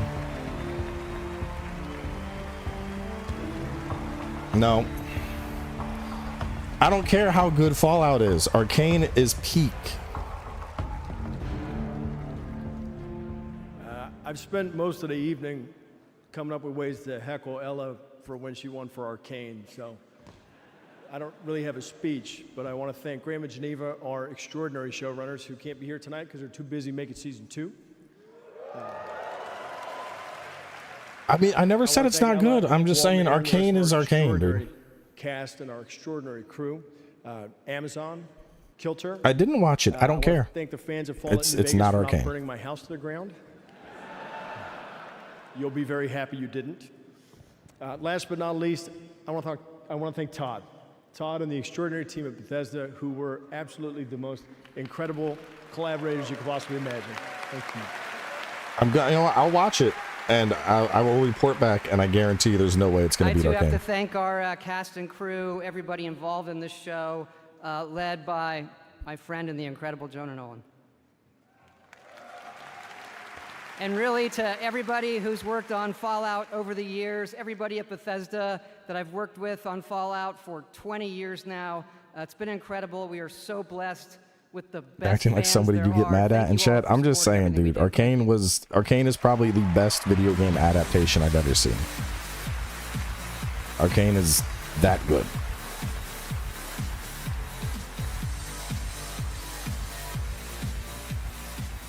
Congratulations to Fallout. Next up, we head to the year 2097 and the co-op heist FPS Den of Wolves from Ulf Anderson, the creator of Payday 1 and 2 and GTFO. Here's your first look at the gameplay.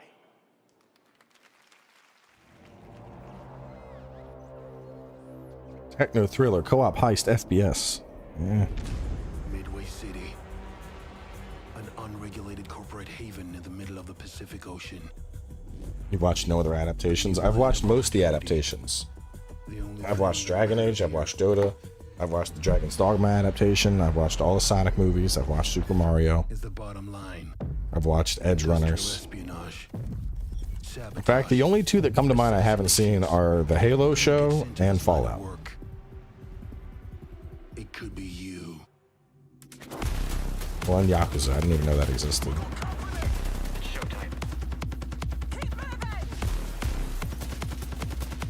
D&D movie? Yeah, the D&D movie was good. I mean, I don't know if I would call that yeah, technically it's a game adaptation. Dragon's Dogma does have an adaptation, and it's cheeks.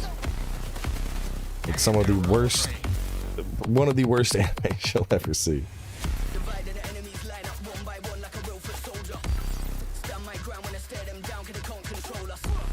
Yeah, Castlevania. True. Seen all of Castlevania. Castlevania is really good. I like Castlevania.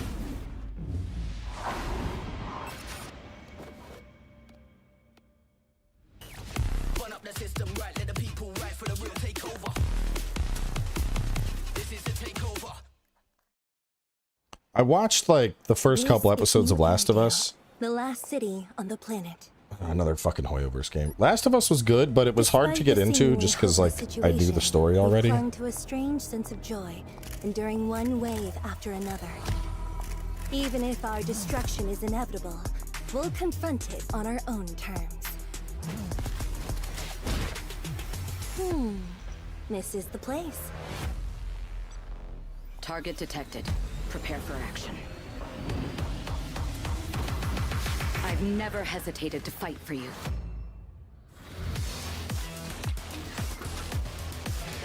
I wield my blade only against evil. I just said I haven't seen Halo. I haven't heard any good things about Halo though.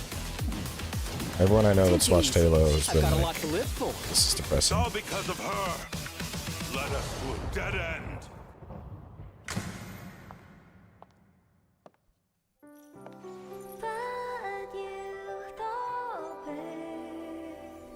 I don't think Elden Ring would make a good TV show, to be honest. We were talking about this the other day.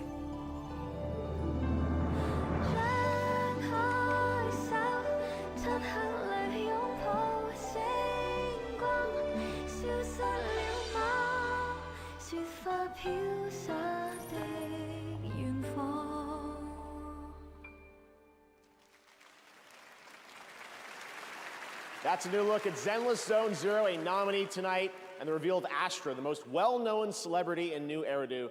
And now here's a new look at version 3.0 of Honkai Star Rail, coming in January. We look at the upcoming adventures in Amorphous. Where do these fucking Hoyoverse games keep coming from? They like... I feel like they're just like putting out the same thing in a different setting and people just love it. Like, I don't get it.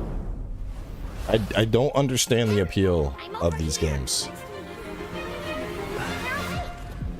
They're so good. In what capacity? Is like the gameplay particularly good? Is the story good? Because they all just seem the same to me.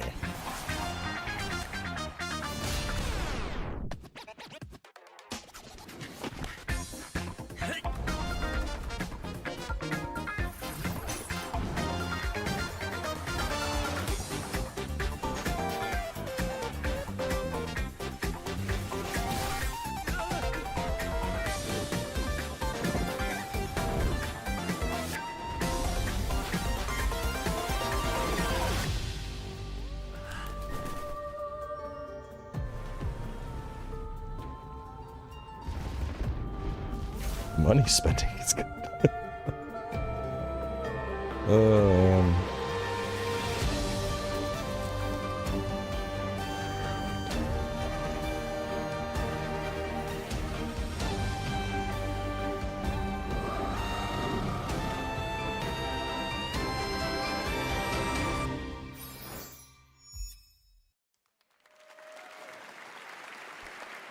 All right, here we go. Last month, Snoop Dogg simultaneously took over Fortnite and Times Square with one performance.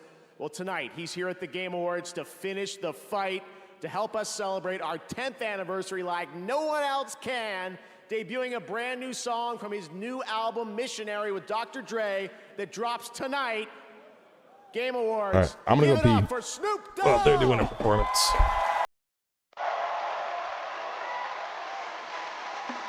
I need you on your feet right now. Everybody on your feet.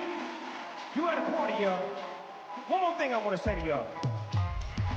Thank you for letting me be myself.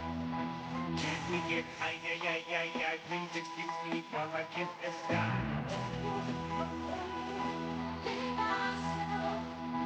Can we get please excuse me while I get this down. Yeah, do anything to be family. If you're talking flipping, taking my language. I'm rolling the toe up, so comfortable. I'm rolling that.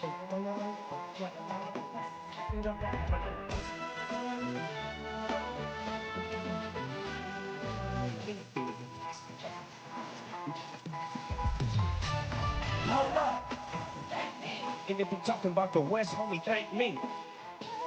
You better thank me. Ain't no new. You just wanna play. But let me be myself. We get me to see me. Hey, be myself. If you having a good time tonight, make some noise. Yes. All right, y'all.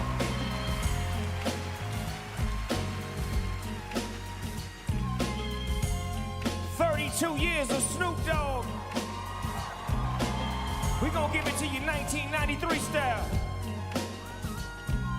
With so much drama in the LBC, it's kinda hard being Snoop D-O double G. But I somehow, some way, keep coming up with funky ass hits like every single day. May I kick a little something for the G's and make a few ends as I breeze through. It's 2 in the morning and the party's still jumping cause my mama ain't home. I got some freaks in the living room getting it on. And what time y'all leaving? 6 in the morning. So what you wanna do? Look, I got a pocket full of brothers and my homeboys do too. Anime so turn and off Snoop the lights is and enough. close the doors. But what we don't love or no. So we gon' blow an ounce to this. G's up, freeze up for a second now, bounce to this. Rolling down the street, smoking window, sipping on gin and juice. Laid back. What everybody saying? Why are they singing like a... I don't know, bro. Imagine like paying all this money to have Snoop Dogg come and perform on your show, and then you have him sing like the PG-13 version of his songs. Now this type of hit happens all the time. You gotta get yours, homie, I gotta get mine. Everything is fine when you listen to the D.O.G. I got to cultivate a music that be captivating hate. Like, who listens to the words that I speak as I take me a drink to the middle of the street and get the maggot to this freak named Sadie. She used to be my homeboy's lady. Now it was 80 degrees when I told that freak, please raise up off these NUTs, cause you get old man music, bro, shut up. As I mob with the dog pound, feel the breeze, and now you know I'm just Snoop been around for fucking years. laid back. Put some respect on his name. Rolling down the street, we smoking Indo, sipping on gin and juice. Laid back, with my mind on my money and my money on my mind. Thank y'all.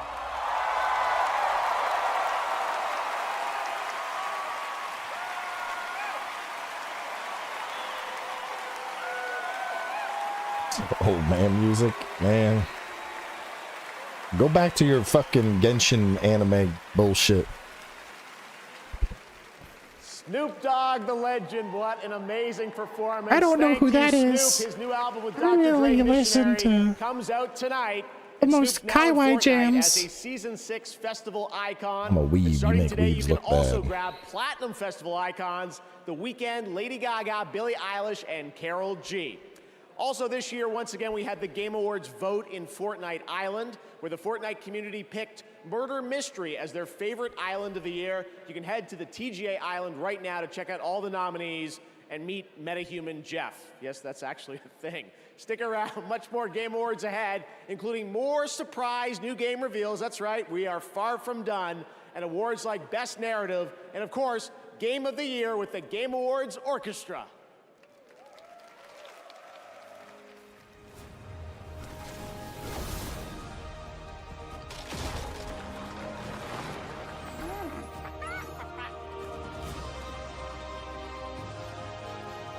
Yeah, it goes for, I think there's another 30 minutes to the show. Let me see.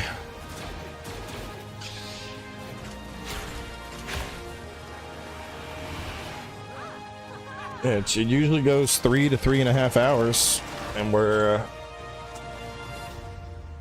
just hitting the 3-hour mark, and that's with the pre-show, so got another 30 minutes.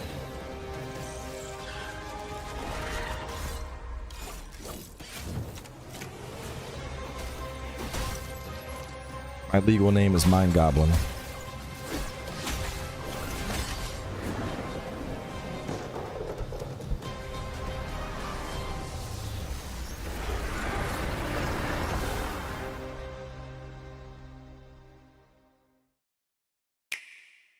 Zelda's adventure begins with monsters? She can learn echoes of pots, meat, and even enemies. Ha, a delicious distraction. Uh-oh. Plan B. Time to fly, Zelda! With so many echoes to learn, how you use them is up to you. The Legend of Zelda Echoes of Wisdom, available now only on Nintendo Switch. Hey, you're in a PC Game Pass ad. Want new games on day one? Yeah. Bet. We got you. A cool safe house. Next. How about a new career with EA Play? Weeb's got Boo. This is my kind of office party. I want to play with all the League of Legends champions. Riot benefits. Say less. We got you. I meant the ones in the game? Hey, PC Game Pass. We got you. This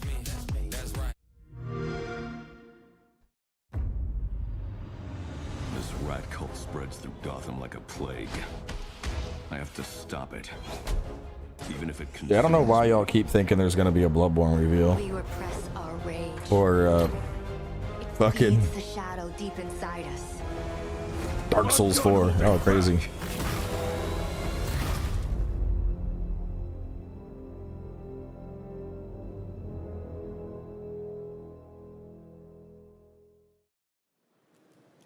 Welcome back. We still have a few big awards to hand out, but first, for a limited time only, Prime members in the US can go to amazon.com/thegameawards to get up to 50% off select gaming accessories from brands Turtle Beach, PDP, SteelSeries, and Razer. Now, please welcome singer-songwriter Khalid. We're not getting a Bloodborne announcement. Come on. Like, be real. If there was a Bloodborne announcement, it would happen during a Sony It's the thing. soundtrack of our journey. It's the racing heartbeat of every battle, the haunting echo of every failure, and the soul of every victory. From soaring orchestral pieces to intimate melodies that break our hearts, the right music makes games unforgettable. Here are the nominees for Best Score and Music. Best Score and Music.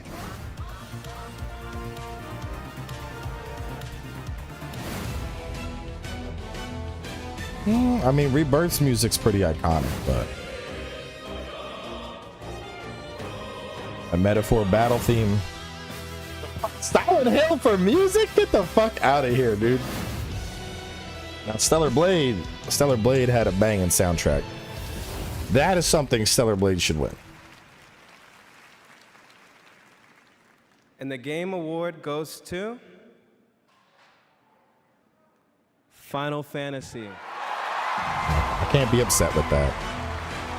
It feels weird for Final Fantasy to win music, though, because, like, well, no, I guess there was a lot of new tracks in Rebirth, now that I think about it. I think it threw me off because they're playing, like, the iconic shit, and I'm like, that stuff's been around for, like, 20 years. But no, yeah, there was definitely a lot of good music in Rebirth.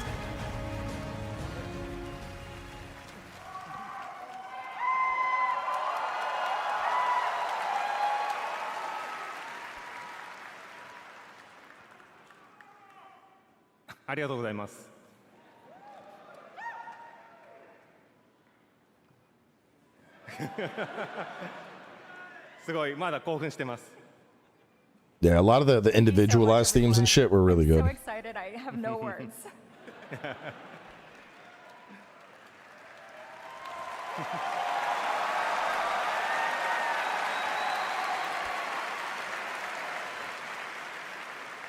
まずこのような素敵な賞をいただくことができて、一緒に開発をしてくれた開発メンバーにまずは感謝を伝えたいと思います。 It's truly an honor to receive this award here at the Game Awards. And I'd like to take this moment to express my sincere thanks to our development team that helped create this wonderful game together. Yeah, piano mini game. He's writing down what he's saying and translating it, bro. 私は今回この TGA に初めて参加させていただいたんですけど、その、初めて参加させていただいたこの賞でですね、初めて受賞したことをすごく嬉しく思っています。This is my very first time attending the Game Awards here today, and I'm so honored and pleased to receive this award. Today,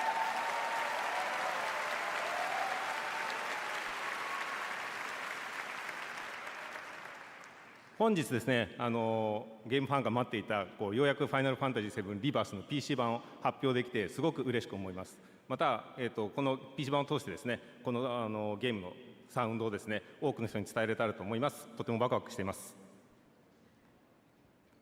And I'm equally pleased today to be able to finally announce the PC version of the game.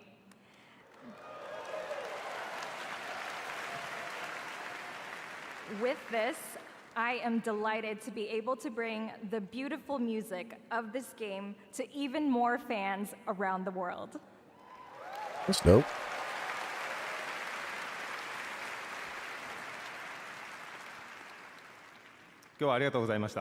Thank you.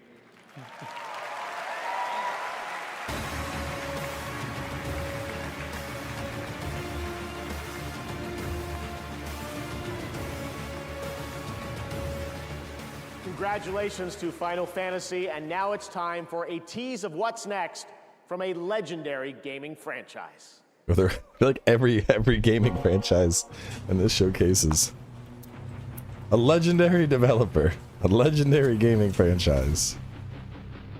Bro, if they're all legendary. Sonic Racing, bro? What the fuck?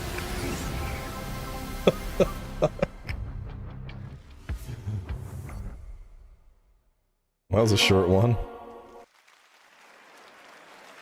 Yeah, that's all you get. There will be much more to share about Sonic Racing Cross Worlds in 2025. But I've had the pleasure of playing it, and trust me, it is a ton of fun. Next year, fans will get to experience the Mafia franchise like never before in Mafia: The Old Country, an origin story set in the brutal criminal underworld of 1900s Sicily. Tonight, we have the world's first look at this cinematic narrative action game. I've never played the Mafia games. I haven't played a single one of them. All of the men in this room are bound by blood. This is a family. And in this family, we follow a code of honor. I haven't played them. To betray one is to betray all. Do you wish to commit yourself, your life, to this family?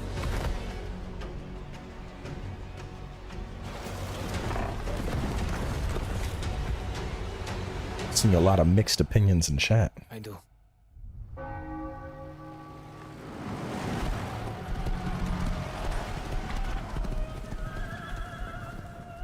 To become a man of honor, repeat these words. I swear my loyalty to this family. My flesh has to burn like this saint. If I do not keep my oath,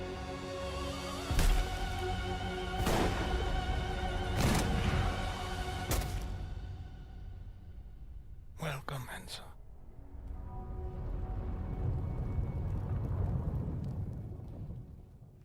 Maybe I'll play it. Summer 2025. Now, more winners tonight at the Game Awards. Here are the nominees for Best Independent Game: Animal Well, Balatro, Lorelei and the Laser Eyes, Neva, and UFO 50. And the Game Award goes to Balatro. Congratulations again.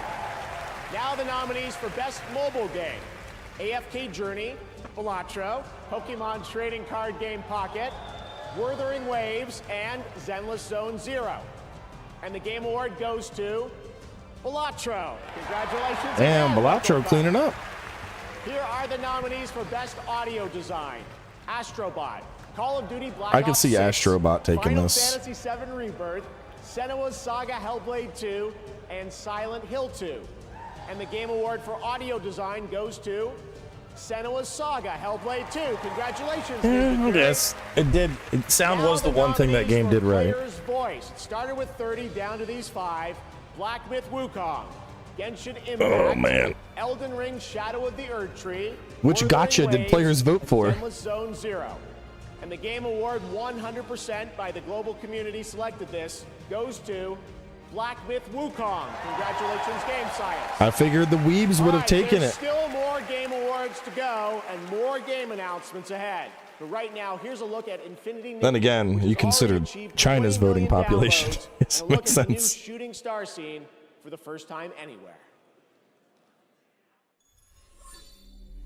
All of China cast in that vote right there.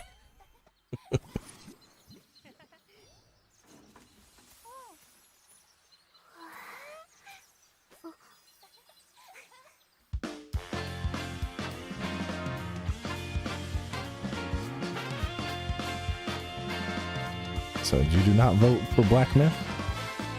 Minus 100 social credit. Jump into this life, falling through the rings of sunshine, explore and fantasize, picking a fit for this ride, trying out all styles, and don't leave any friendships behind. Add a final touch, snap a photo so up and just can rewind. Bro, stop crying about me vaping. Y'all are fucking weird. Like, stop. None of you are doctors. Shut the fuck up.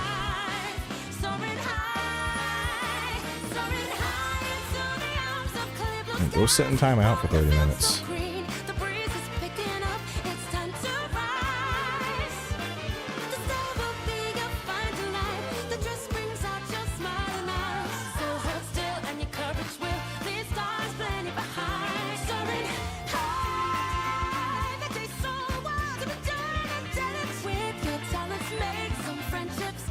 I don't know. The way it's been going, I think Astrobot might take Game of the Year.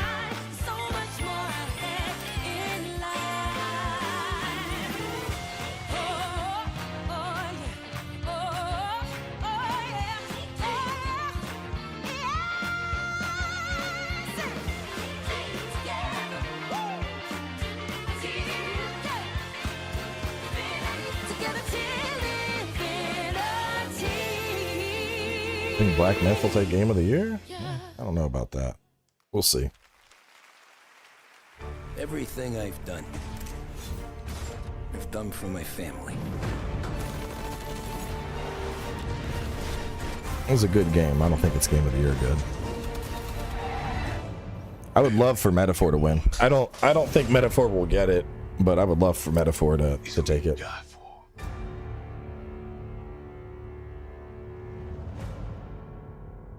I just don't see it happening.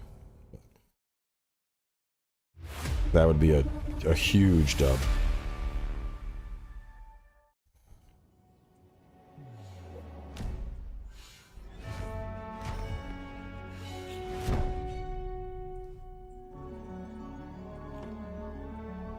No, dude, Shadow of the Erdtree doesn't even deserve to be up there.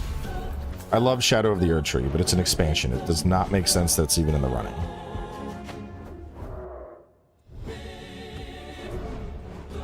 It shouldn't. Like, it shouldn't. It's DLC. You couldn't even play it unless you had played the base game and beaten a fair chunk of it. Like, it doesn't make sense that it's up there against other new released games.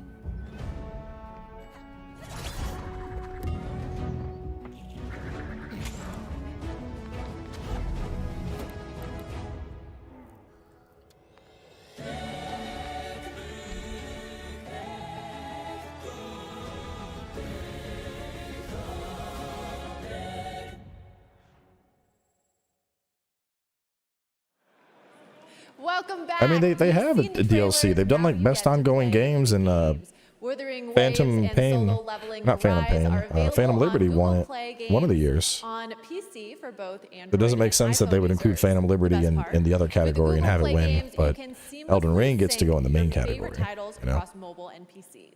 Check it out and go play. Please welcome previous Game Awards winner Laura Bailey and Emmy Award winner Aaron Paul.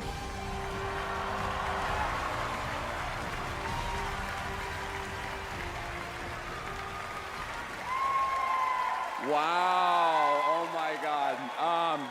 It it's just so awesome to be here at the Game Awards with Laura Bailey, an absolute voice acting legend. Right? I mean, Last of Us, Spider-Man, Critical Role. I'm honored to say that I got to work with you on Dispatch, the game that we're actually announcing tonight. Yeah, but I haven't actually worked with you. You know, we never recorded at the same time. No, I know, but you know, technically we never shared the booth, but it is cool if I tell people, our friends out there, that we work together. Wait, no. Let me get this straight. You are asking if it's okay to tell people you worked with me? Yeah. No. No, this is just a flat no. Flat no, yeah. Listen, Evan. That's funny, but that's actually Aaron, not sure Evan. It is, but yeah. Look, I get it. You were in like the greatest show of all time, and yeah, everybody loved The Wire. But listen, okay, that's TV. Right. And this is video games, okay? Yeah. This is art. Plus, I find it kind of strange that we've been backstage the whole time and you're only asking me this now. So. Well, you told me not to speak to you backstage when I came up to you. No, I told you not to look at me, okay? Oh. What is this conversation? Acting is listening. Okay. We're back there all night. You jump on me with this now? I mean, look, I guess I was just a little starstruck meeting you, you know? Let's be honest. So I know we're just reading off the prompter, but it still felt really good to hear you say that. Yeah. Yeah. What'd I say about looking at me, though? Sorry. All right, here is the world premiere trailer for the game Laura and I worked on separately together. It did get a little sexual tension-y up there. You're dead, I thought. But definitely fucking after the show. This on the inside. My suit was destroyed. You have a lot left to give. I would like to make you an offer. This is SDN. How can we help you? You want me to sit in an office and dispatch heroes? In exchange, we can make you Mecha Man again. Washed up dad bod superhero with no superpowers. Can't wait. Is this a game? Whenever there's a crisis in the area, we get a call, and guess who answers? Bro, this animation, this looks like it looks like an animated TV show. Oh, you shouldn't have done that. What are you doing in Visigal? Is that your car? I don't have a car. That's gonna be a weird insurance. It looks like a it looks almost like a visual story. Yeah, okay, Wolf Among Us. Okay, it makes sense. Yeah, so it is like a Tales game.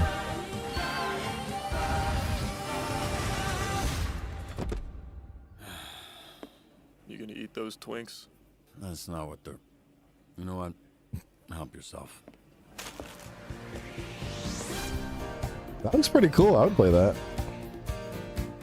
What's your name, little guy? My name's Beef, and I'm naked. Oh, no. I refuse to believe that's what he sounds like. It's like a new Telltale game. I'd play that. Those are fun. That was Dispatch, and now to present our next award, please welcome a Game Award winner from last year. He's a visionary creator, Sam Lake from Remedy.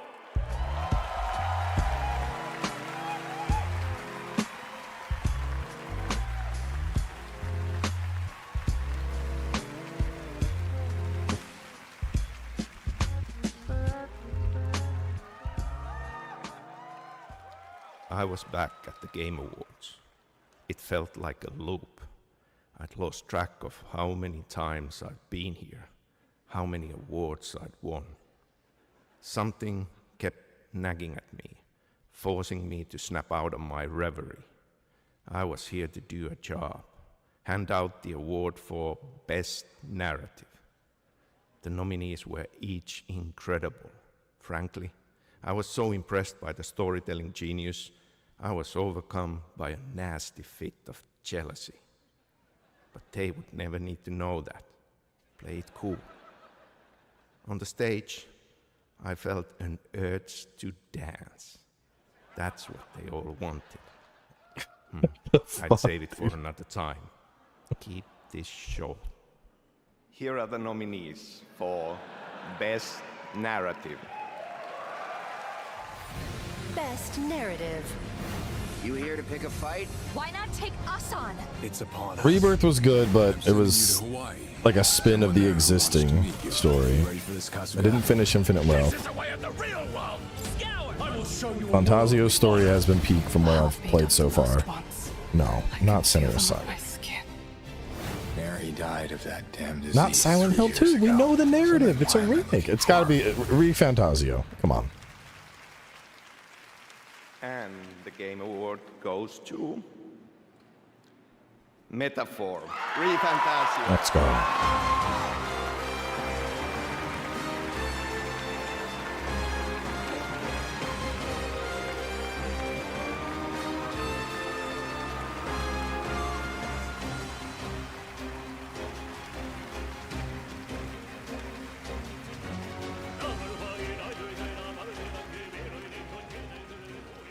I gotta finish that still. I've been working through it. 今日は本当に素敵な素晴らしい賞ありがとうございます。RPG を今まで作ってきて本当に物語こだわって作ってきたのでこの賞をいただけて本当に嬉しいと思ってます。関係したスタッフみんなと喜びを分かち合いたいと思いますし、何より遊んでくれたゲームプレイヤーの皆さんに心より感謝を申し上げます。ありがとうございました。 So first of all, I think it's fantastic. I feel so happy and so honored to be up here on stage at this incredible show.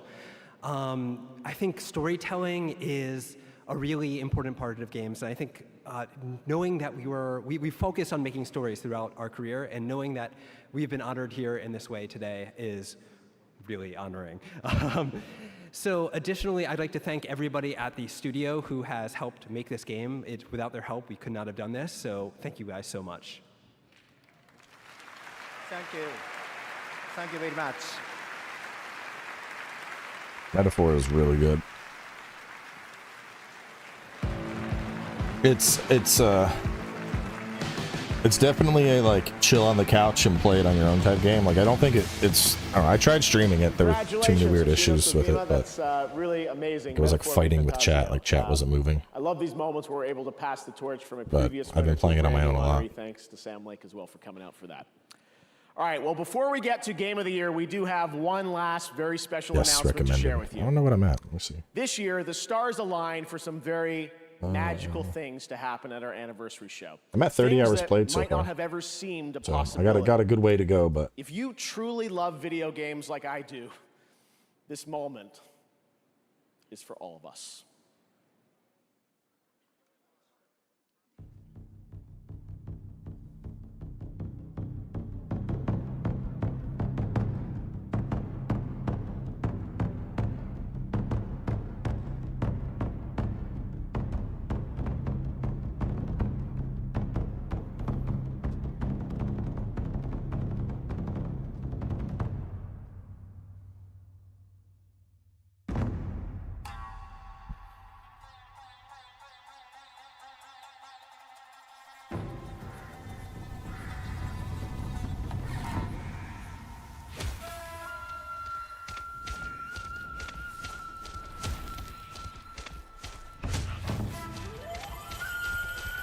I would. No. The music makes me think Ghost. Oh no, this is a fucking what's the name? Fire Dog.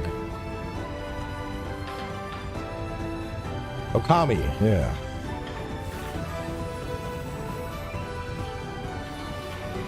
So, I just could not remember its name.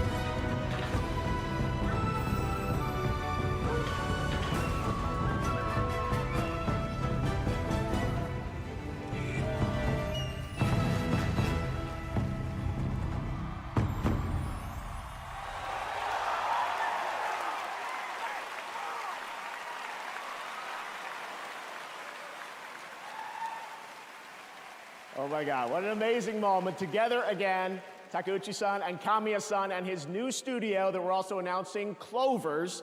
Production is just about to begin on the Okami sequel, and I am beyond honored we could share this very special announcement here at our 10th anniversary celebration. Thank you to Capcom and the Tujimoto family for this anniversary gift. Still to come, Game of the Year, but right now, here's some much-awaited news on the release timing for Crimson Desert from Pearl Abyss. I've heard a lot of good things about this. I really hope they drop a demo. A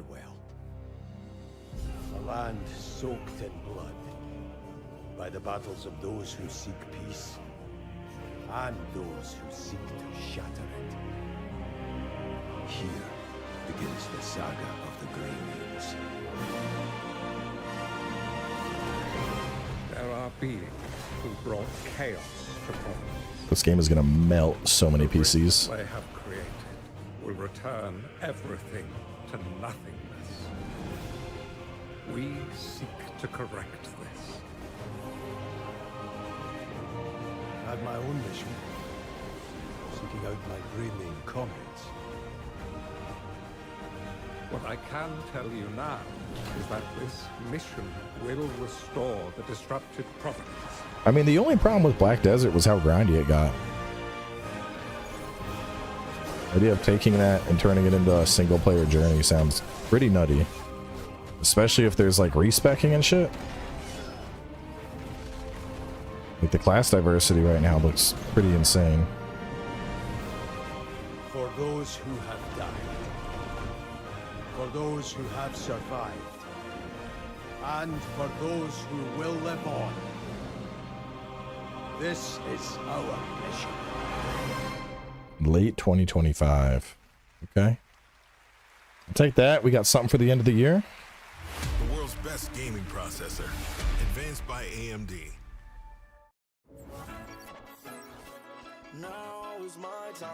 Yeah, there's going to be probably like 2 or 3 more announcements. I think we'll get one more. Oh, they'll probably do 2 more. They'll do Game of the Year announcement, and then they'll do a closeout announcement.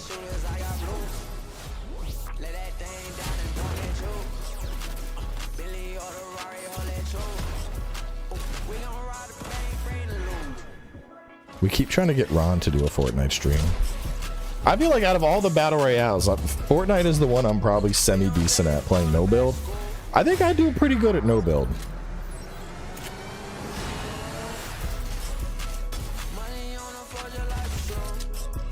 I was fucking people up when we were playing the earlier.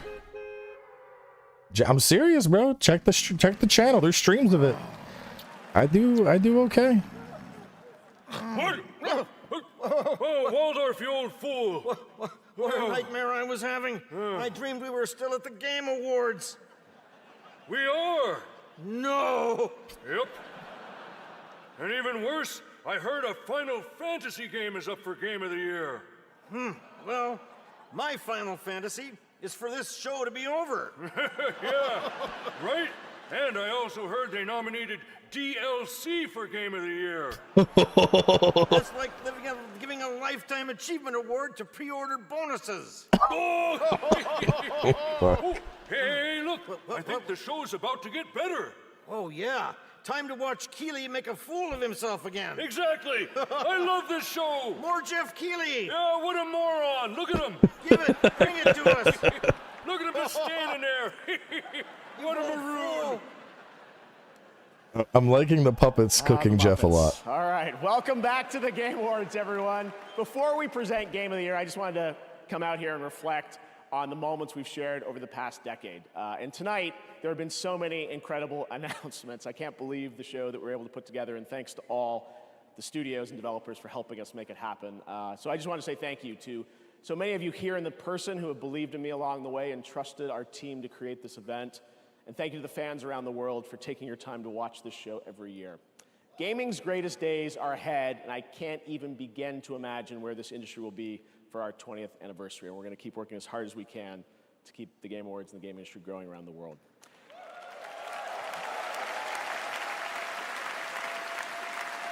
Now, because tonight is such a special show, we do have one more thing. All right. What do we got? One of our industry's most celebrated developers has been hard at work in complete secrecy, building a brand new original world unlike anything they've done before. New FromSoftware What game. you're about to see is captured entirely in the game engine. We're happy to share with you tonight's final world premiere at the 10th anniversary of the Game Awards.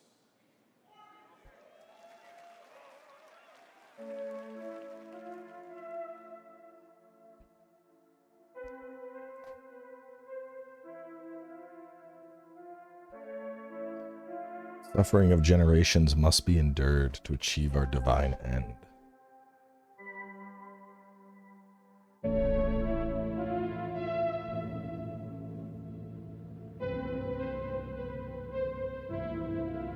Empyrean scripture? Maybe Elder Scrolls?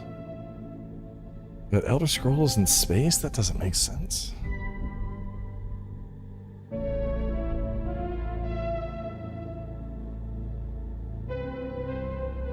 Mass Effect, maybe? Fuck, what are we looking at?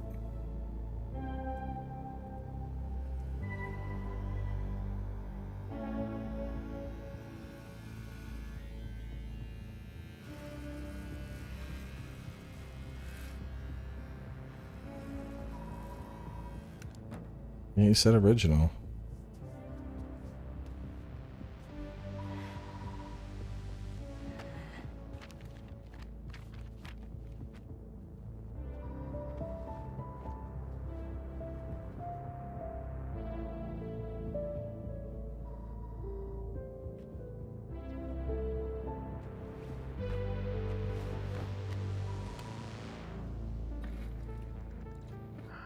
Jordan, tell me something good.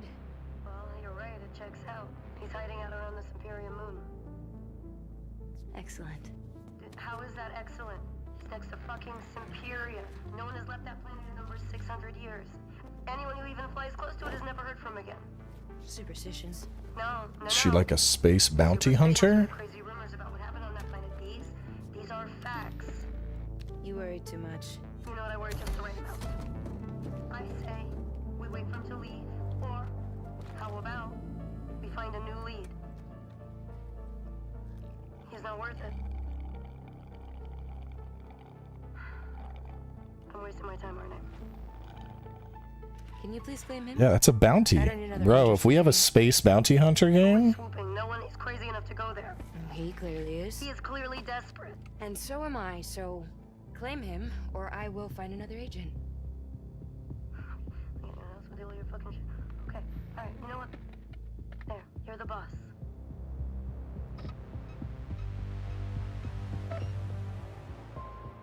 Thank you.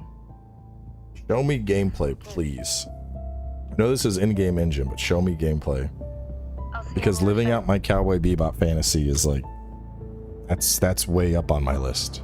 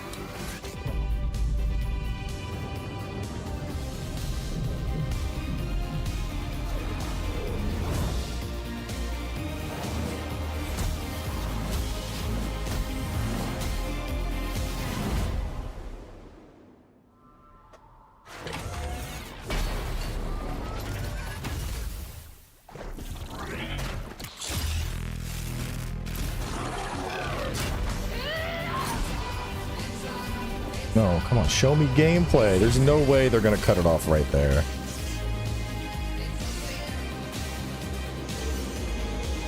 I mean, Naughty Dog generally does really, really good.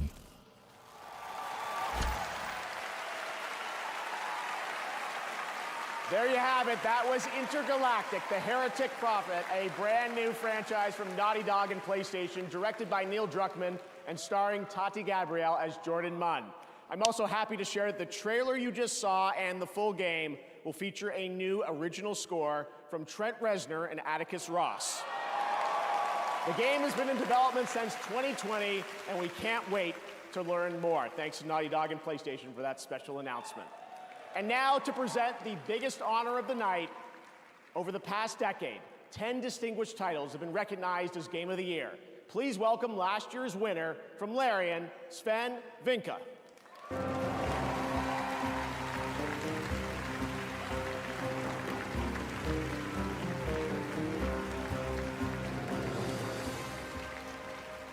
I realize you guys have been sitting here for over 3 hours, but I still have some time credits from last year to cash in. So it turns out that not only will I be the one who will know as first which game wins tonight, but I actually also know which game is going to win next year, the year after, and the year after.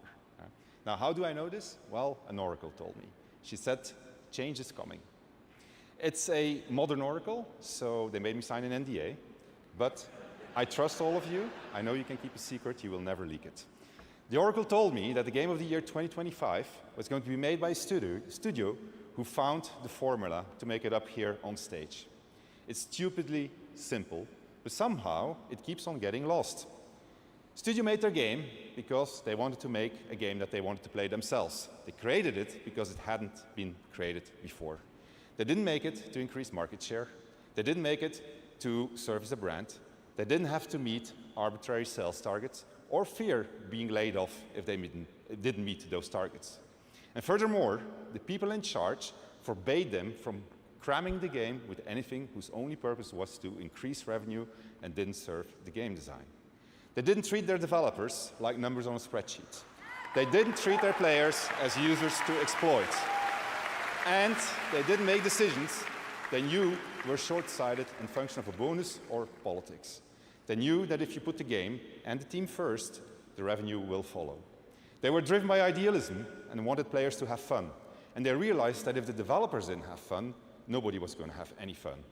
They understood the value of respect, that if they treated their developers and players well, those same developers and players would forgive them when things didn't go as planned. But above all, they cared about their game because they loved games. It's really that simple, said the oracle. Winning Game of the Year turned out to be a life-changing event for us. It was an amazing thing. To those who will win Game of the Year 2024, you have no idea what's waiting for you. It's an incredible honor, and you're in for a heck of a ride. Now remember, should you be told to wrap it up for tonight, you can always come back next year and chat for 3 minutes, okay? So, now, to pay tribute to the nominees for Game of the Year, once again, Lorna Balfe and the TGA Orchestra.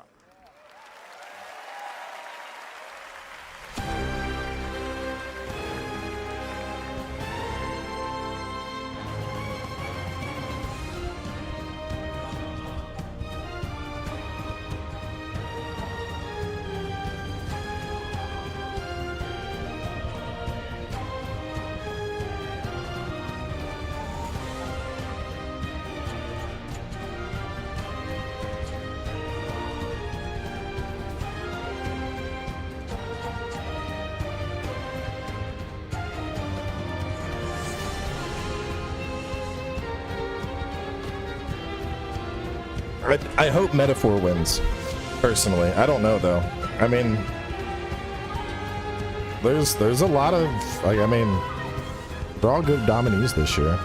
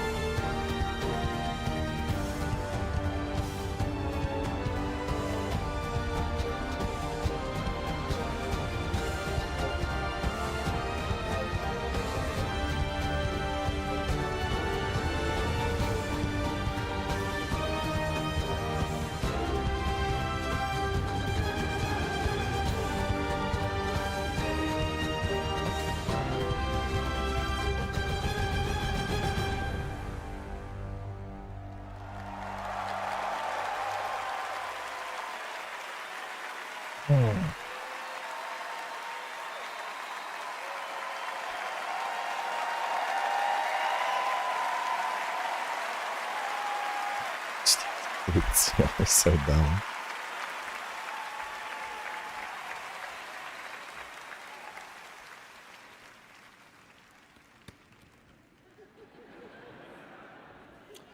And the game of the year is Astrobot.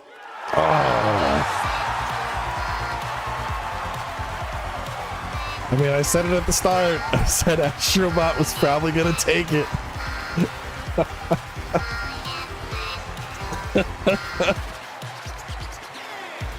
Oh man. I mean, it's a good game.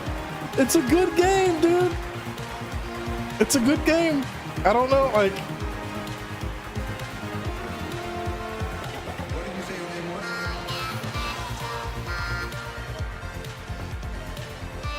The thing about Astrobot is the most game-ass game you will ever play. It's the entire game is designed about just pure fucking fun. Everything in that game is tailored to just make this shit fun for players. Make it as fun as possible. It's just pure fun, dude. It's games at their most basic level. Just pure fun.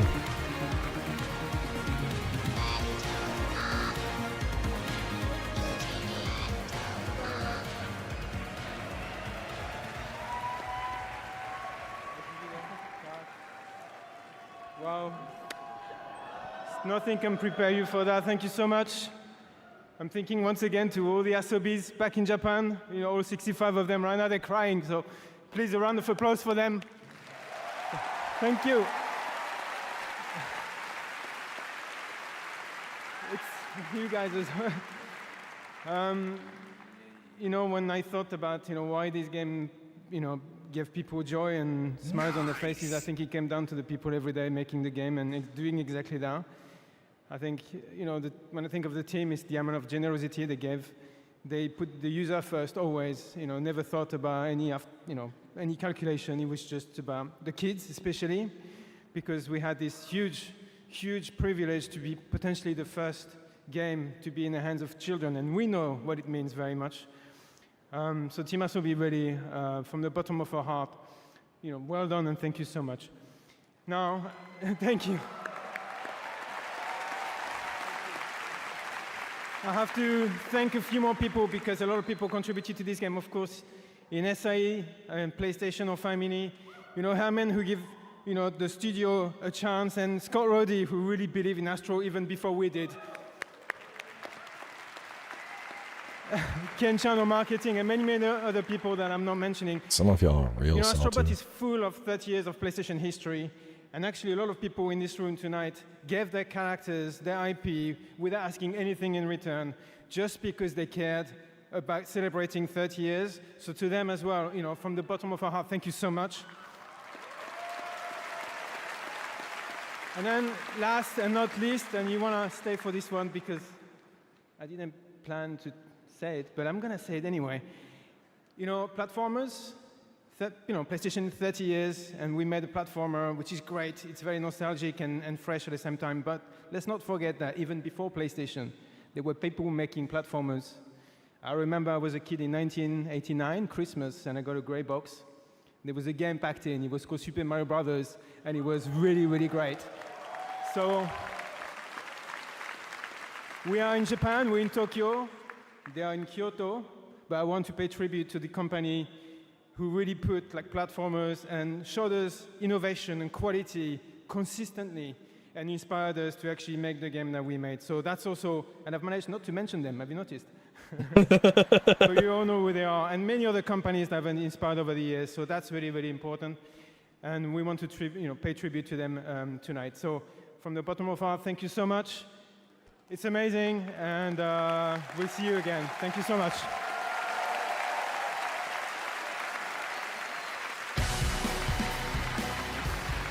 I mean, Astrobot is like the first game I completed basically with my kid, so I'm always gonna remember that game. I thought it was fantastic. Congratulations, Astrobot, and that is going to do it for our 10th anniversary of the Game Awards. More than anything, I hope tonight made you believe the future of our medium is brighter and greater than ever. Congratulations to the winners, and thanks to all the incredible teams around the world who shared their upcoming work with us today. Putting together this show has been so special to our team, personally and professionally. Thanks to all of you for Just to showing another up, year. Thanks, Frizzy. It was a good time. I thought this was a pretty good Game Awards. We got some really cool announcements. Show live on Thursday, December 11th. I mean, we're getting Thank you. Happy holidays. we're getting a new Elden Ring standalone. That sounds just crazy to think about. We're getting a new Onimusha. We got a date for First Berserker. A Project Century game looked crazy. Split Fiction looks like it'll be fun to play. We got the Pac-Man reboot. We got the Witcher 4 announcement. Like, we got a lot of stuff that looked really good this show.